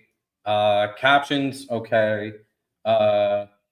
No branding. You didn't have any Toddy, if you're watching. You didn't really have any like branding for yourself, right? I like the clip review in the top right. Great. There's no branding for yourself, and the audio is really bad. Also, it has way too much filler, right? Like this is a minute long. Like most people don't have a full minute to sit through and like watch this whole thing. Try to remove as much of that fluff as possible. The ums, the ahs, etc. But overall, this is not a bad edit at all. And I don't want to discourage you. Like it's actually pretty, like for your first like self edit, it's not bad. It's not bad. It's not bad. All right, cool. We're gonna keep moving on. But it's not bad at all. Don't get discouraged for sure. I want to make sure you don't get discouraged because it actually wasn't bad. All right. Khalid, one of our top clippers. Casanova says, hell yeah, something like Trump coin. Ooh, a Trump coin in December. A Trump Litecoin in December would be epic. That would be awesome. Maybe we should have a little bit of liquidity or a little bit of soul set aside for that. For a potential like Trump-like runner. Because I wouldn't be surprised, right? If some of the cabals are context good. The captions are cut off. So you missed out on a shit ton of captions. You could have made the captions a little bit smaller and maybe moved it up a little bit into this area. But the captions are cut off. So you can only see a third of the actual captions as they're showing up. Branding, clean. This clean. Context, good. But it's a 30-second clip that could probably be a 10 to 15-second clip if you removed the extra fluff. So yes, it might take you an extra 15 to 20 minutes of editing, but I think this clip would bang really, really, really well if you took those like extra few steps, remove the fluff, fix the captions, add a B-roll or two. Now you're on the money, you know? Overall, not bad. All right. All right, let's watch this one. Tips for spotting shady projects early. You can usually tell if a project is shady by their social media presence. So, and basically like what they're asking for, what they're offering. So if they're offering, if it's like a pre-sale, it's probably shady, right? You don't really generally want to buy a pre-sale. If you don't know who the founder is, that's also not good. You can often tell based on their marketing style and like what they're doing to market. Good projects also usually have like big KOLs behind them. I don't mind the transitions. Can vouch Decent for them, sound. so you can kind of test. Good captions. They're actually in there. Has some branding here. I would remove the background of the PFP and put it like on the corner. Personally, don't mind the branding. It's very subtle. It's not like, you know, obnoxious. But I also do think, and I like the transitions. But I think there's a good amount of fluff that could be removed. I don't know if it's going to be a campaign winner yet. I'm going to keep it open. We still have like a few more, but you know, if the rest aren't that great, we'll come back to it. Would I do a stream with Thames if I had the chance? Yes, definitely. Actually, I'll put it on my vision board because I think that would be really cool. I'd love to stream with a number of different female artists and male artists too. I mean, I'm not like discriminating, but female. And bro, this is such a good fucking I clip, think, Cody, but it yeah, got cut a out. female artist Not is a that bad though. particular It's not type as of bad as the person, other so- one, but you lost fucking. Voltman says, "Can I be a game?" Fuck. It was really, really good. Overall, really, really good. But like those subtle, small details, like the captions were cut off and shit like that. I'm gonna keep it open. We'll keep it going. All right, let's watch this one. I'm sure nobody expected this downfall. I think most people didn't. I think everybody thought that we were gonna have a pretty good fall or Q4, and that our coins were gonna go up. So I think this is a little bit unexpected. Oh, and for that last I think good Ansem context. had said that he had a gut feeling that this was coming, and people made fun of him, and then he bought back in, or he longed, and then his gut feeling ended up coming true. So I think Ansem is the only one that I remember that called it. Okay, not bad either. But I do think a little bit on the caption thing. You are rewatching it. No, this was a completely different clip. It was a completely different clip. Khalid posted like a bunch of clips, which I appreciate. He killed it, right? He was posting a bunch of clips, but like I feel like if Khalid spent an extra 3 to 5 minutes editing each clip, they would have banged so much harder. This is a good clip. Like the fact that it only has 700, this should be in the thousands for sure, for sure. So yeah, I'll keep it open. There's some things to learn. I'm going to improve more of it. Yeah, bro. We're just getting started, bro. I'm just getting started. But overall, like really, really good. You got the context well. I would remove some of the fluff. Like there was a few different ums and ahs you could have removed. Cleaning the captions. Everything else was really fucking good, bro. Keep going through. We only have 4 more winners. That's why I'm being very selective with the last 4 because, yeah. All right, let's see. But you know, this is life. I mean, we're in a volatile industry. You I like win that some, you Humble lose turned some. into B-roll. Everybody in this Wasn't space working out. loses. There's nobody who makes money here who hasn't also lost money here because of the nature of the beast. So I think that's something to be aware of, is that there's literally nobody who's just winning all the time. Even the best traders are cutting their losses. They're taking L's. They're closing at a loss, right? Sometimes. Good context. Overall, really, really good. I think this deserves flash campaign, but Humble already won, so I want to kind of spread the love. But you could see the evolution of Humble's editing over the last few weeks, right? Like he's now adding B-rolls, clean captions. I have the same feedback I had for the other one, the one that he actually won on that's announced in the Telegram. A little bit too many brand points. Like I think you should just stick to 1 per account. But overall, man, like I don't know, solid. Keep it moving.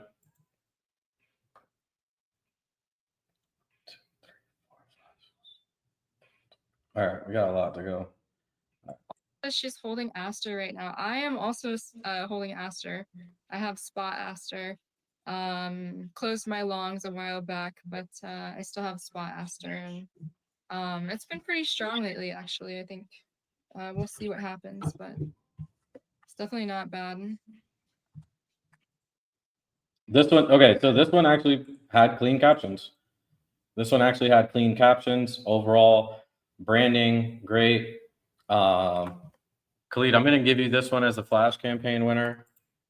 Yeah, give me 1 second. Well, that was 5. Did I announce 6? Oh no, we still have 5 more. Okay, cool. Flash campaign number 6. Okay.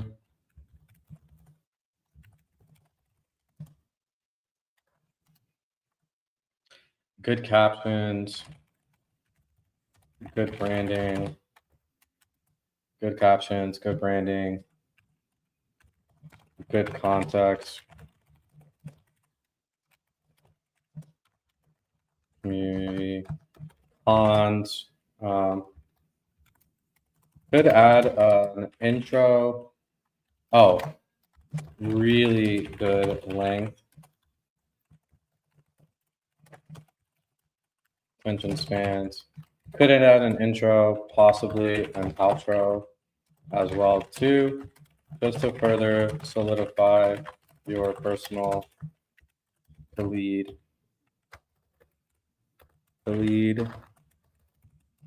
branding.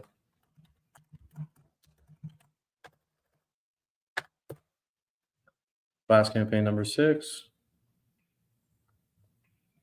Hey, congrats, bro. All right, back to business.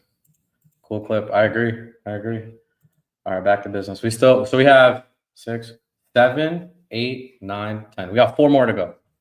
4 more flash campaign winners.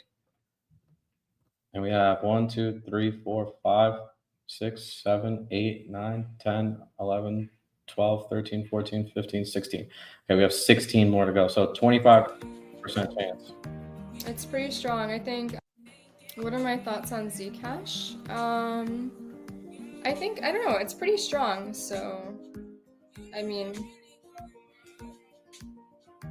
it's pretty strong. I think I'm bullish on Zcash. It seems to be the token of choice for people who want to like hide their money. I don't know, for lack of a better way to put it, that's my take on it, is that everyone who made a lot this cycle is interested in This one had too much fluff. It was too slow. Don't mind the music, but fuck. I'll keep it open. For now.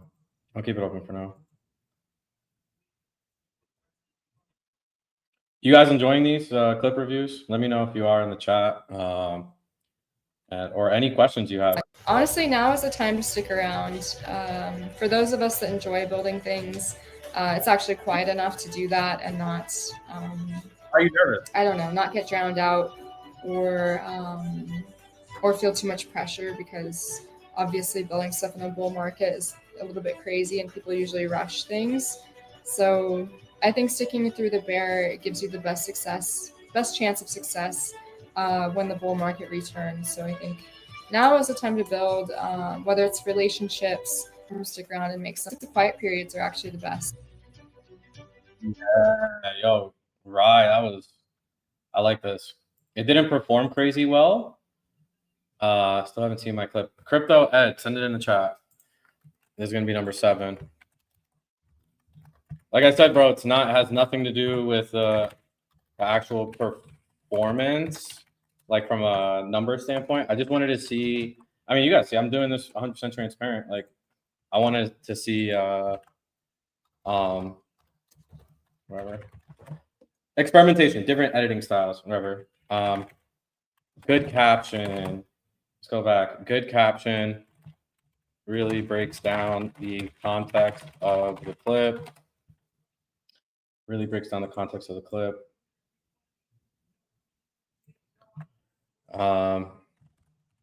decent captions, good context. Cons, captions can be a bit more exciting. Emojis.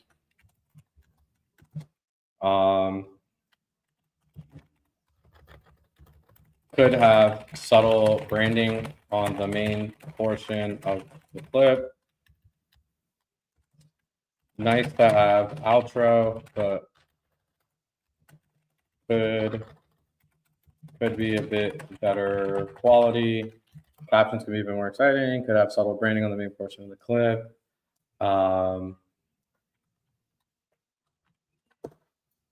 Okay, that's number 7. Woo! This is fun, bro. Where are my clips at? They might be down here. Hey, King. I think you're in here. Didn't expect Bitcoin to drop below 100K ever again. Yeah, I know. I mean, I'm not surprised. I definitely expected to see the 90K range. Didn't expect to see 80. But I think nothing is too shocking. I like the audio. I like the audio. Like things go to zero all the time. Like you never know. My first market reset, I lost like $80,000, and then I told myself I would never ever involve myself in crypto again.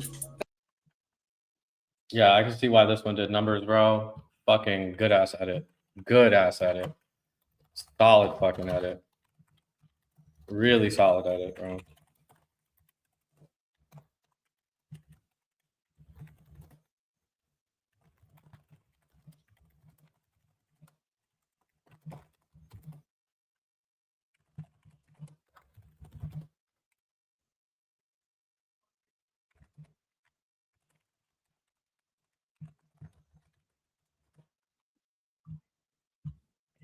But I came back. Crypto is addictive, and there is high potential for upside.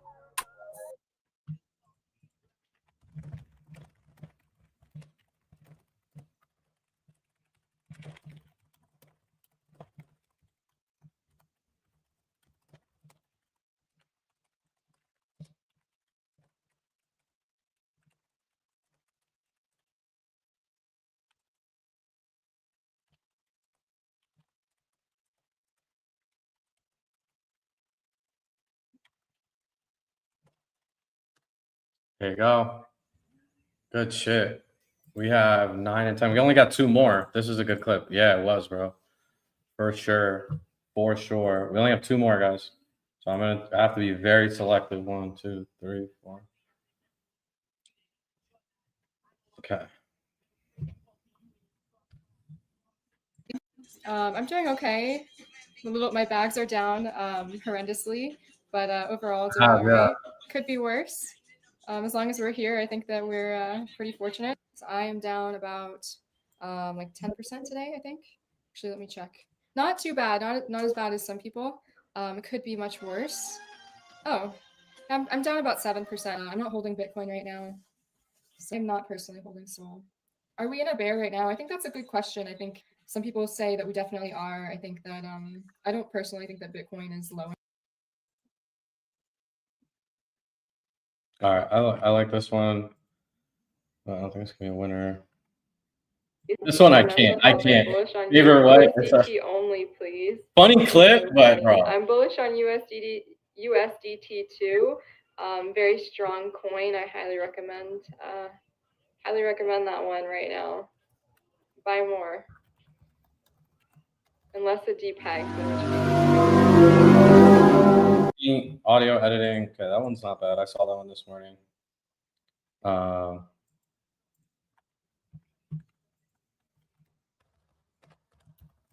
I'm gonna make one of like notable entries.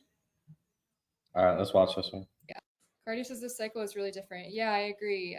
The cycle is really different. I think the markets are more manipulated than ever before, right? So it's just not like crypto is becoming more efficient as a market, and we have manipulation from political insiders, and yeah, so we can't really expect things to look like they did in the past. And yeah, I mean, the only thing we can do is expect the unexpected. So All right, I like this. I actually really like this clip. Overall feedback: good branding, good context, decent captions. The only thing I would remove, decent captions. The only thing is a little bit of fluff. There was a few different like ums, ahs, like filler words. If you remove those, then like you're good. You're chilling. So I saved it on the side. Color is my favorite color is probably black, and then I like white, and I also like pink. I think green would be my fourth favorite color because I do like green a lot.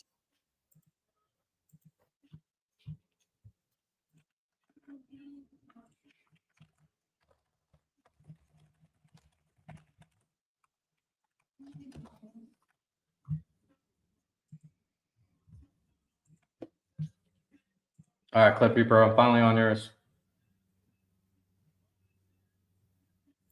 That's a good question. I think I don't know how to answer that. I don't know how everyone else is answering it. Some people say that we definitely are. I think everybody thought that we were gonna have a pretty good fall or Q4, and our coins were gonna go up. So I think this is a little bit unexpected. I have a hard time imagining Bitcoin I like this going edit, sub bro. 70, 77, 75. The audio's too loud, I though. see lower. Wizard of Soho You could is barely hear her. supposed to I like be that you tagged Wizard of Soho on the market. Collar, but you could barely hear her voice. Rates. I don't really think our coins are low enough to just.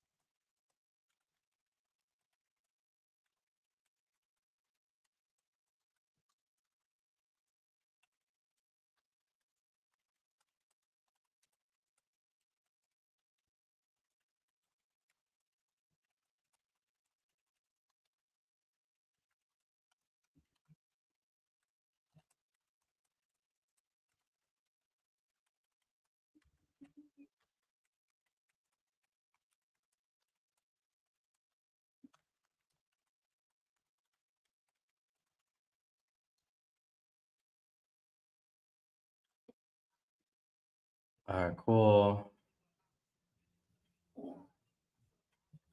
For the notable entries, I'm gonna send you guys something as well too. So don't worry about that. If you check Telegram, if I put your name under notable entry, I'm gonna send you guys a little something.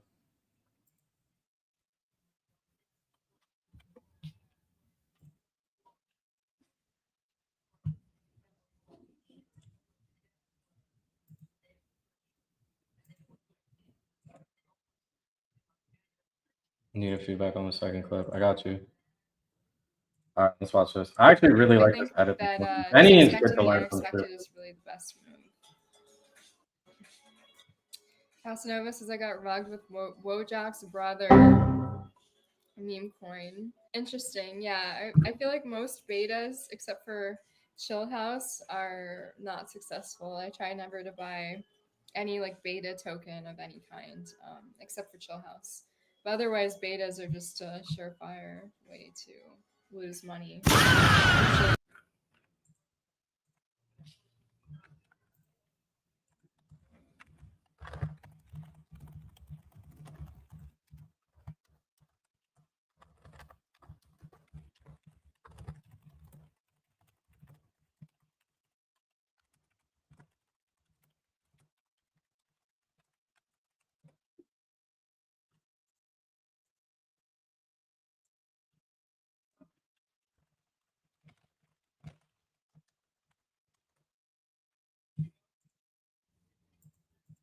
Way too super bad.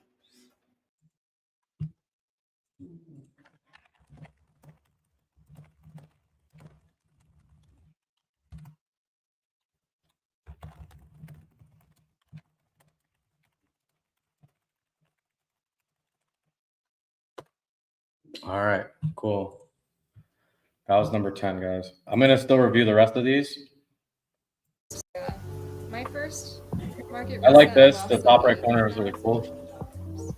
And then I told myself I would Captions are never good. ever, involve myself in crypto again.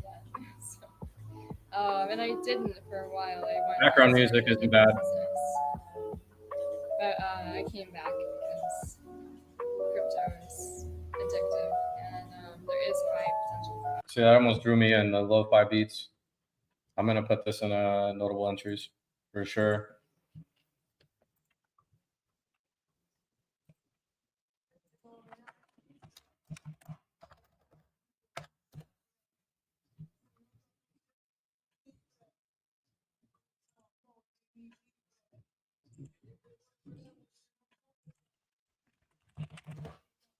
Okay, cool. Let me keep going through. How to learn edits. We'll do a different session on just learning edits. I'll bring on an editing professional and doing it. But to be honest, most of this stuff is available either on YouTube or you can just ask ChatGPT or Grok. Say, hey, I'm interested in doing this type of editing style. What software do I need to use? How do I do it? How do I do it fast, etc. So there's different tools available. You just got to reinvest into your education, what you're doing, etc. How much have you lost this month? This month, not that much. I love that. This I is was good down too. more in This is really good. during the 1010 liquidation, and then actually right after that, I think I lost maybe $20,000. Not great. I'm down about 10% today, I think. Not too bad. Not as bad as some people. Could be much worse. Oh, I'm down about 7%. So I'm not dying today, but we are going to make it all back. And I like this this is watch my the community feature. will make This it is all really back. good. Definitely don't know about everybody else. It's really good. But You see how the audio is a little bit too loud? You want to do minus 20 to minus 30 decibels because it's overtaking her vocals a little bit. But overall, bro, this shit is really good. Super fucking good, bro. All right. Close this one.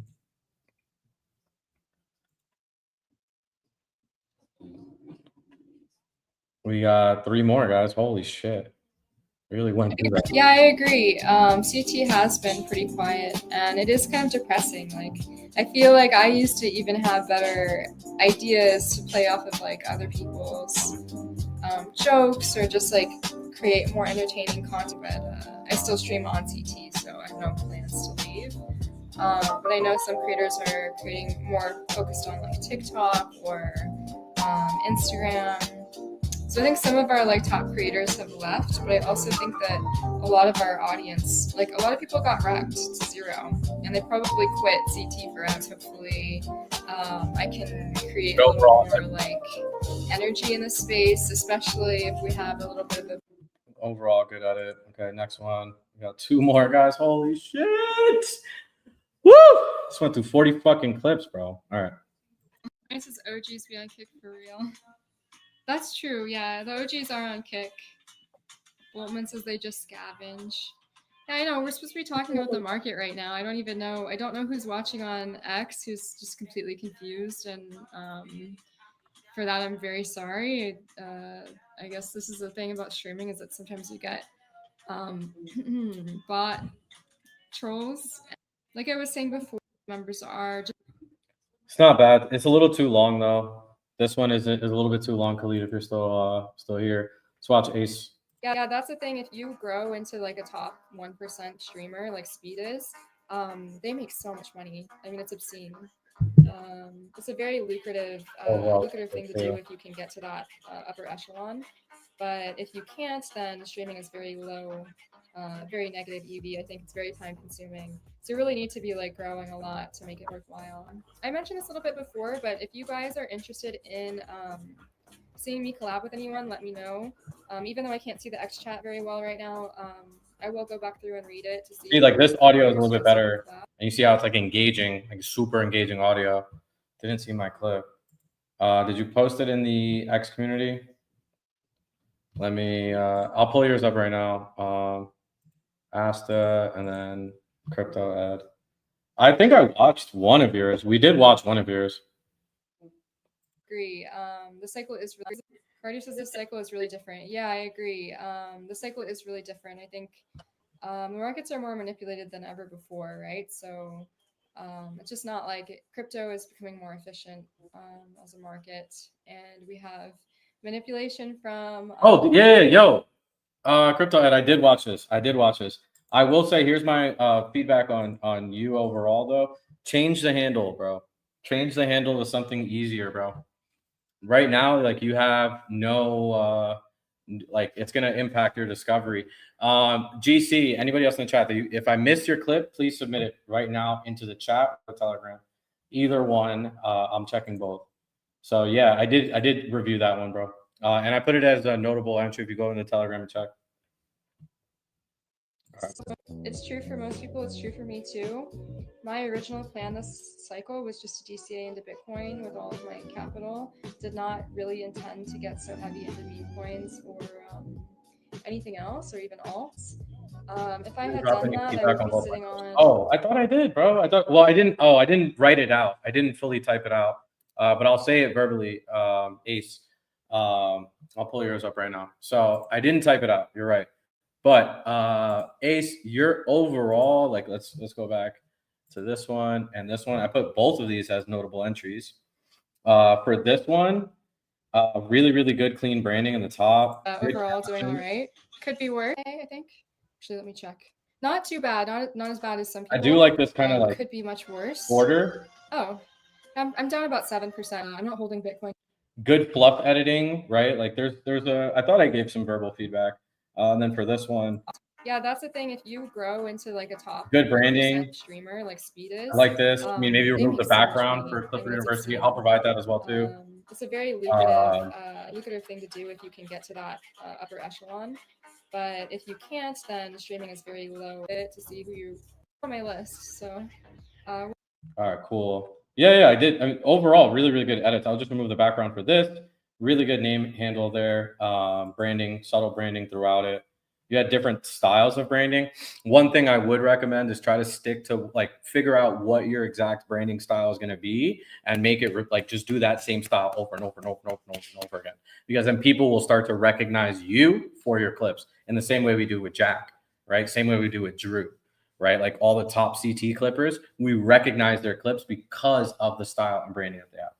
So overall, pretty good. Ask the clips. This is pretty good too. Not today, but instead it's better to DCA with the majority of your capital into something safe like Bitcoin. Safe. I like that you keep having the your branding pop in and out. It's interesting. I also noticed you move the PFP around, which is good because it keeps the users engaged. Caption style isn't bad. I think it could be a little bit more exciting. It's kind of dull right next to her skin, like it kind of blends in too much. But overall, like pretty solid. What else? 2 clips on notable entries? Yeah, I think so. All right, guys. That's it. Keep in mind, we do have another flash campaign running. I think I'm going to keep this one going for like 24 to 48 hours, and I'll up the stakes a little bit. So I think there'll be 2 elements. Obviously, with this past flash campaign, it was about your video editing style, had nothing to do with the amount of numbers it hit. The ones that did win performed pretty decent for the most part. Most of those did perform really well. But I don't want you to focus on numbers right now. I want you to focus on perfecting your craft, right? Like figuring out what you do really well, figuring out your brand. Like that's what I want you to do with these flash campaigns. Like that's why I removed the impression, like, oh, top 10, like, no. You'll get the impressions if it's good and it'll continue to get better, but sharpen your tools, sharpen your sword, continue to constantly improve. You guys did an incredible job. That was our first flash campaign. I just announced another one in the chat in the TG today. I'll kind of sharpen that announcement a little bit. It's it wasn't really like I kind of just threw it out there last minute as soon as the stream started, but we'll keep that flash campaign going for at least 48 hours, I think. Give you guys some time. It's Friday. Give you guys some time until Sunday, midday, at least PST time.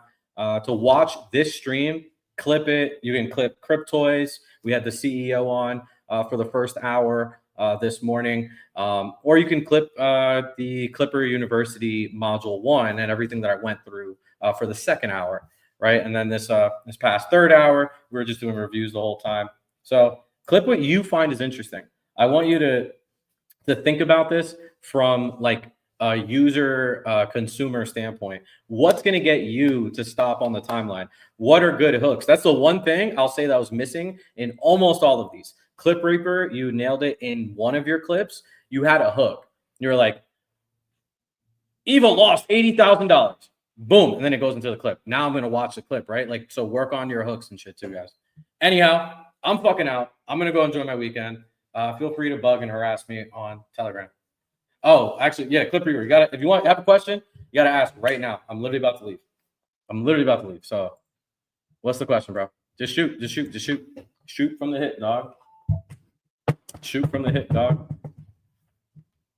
You got 15, 30 seconds. I know there's a little bit of delay from the stream and the chat.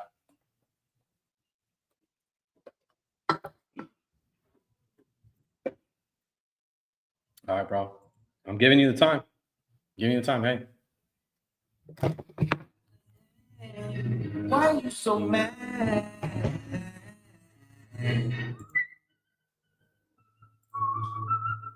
Okay. Clip Reaper, good question. I added you into a group chat with Rare Bet Sports on X. Check your X DMs. I added you into a group chat. If you have not been added to that group chat, hit me up. They're taking the wallets directly. Good luck, everybody. Have a good weekend. Practice your fucking clipping. Let's go. Ciao. I'll see you in the TG.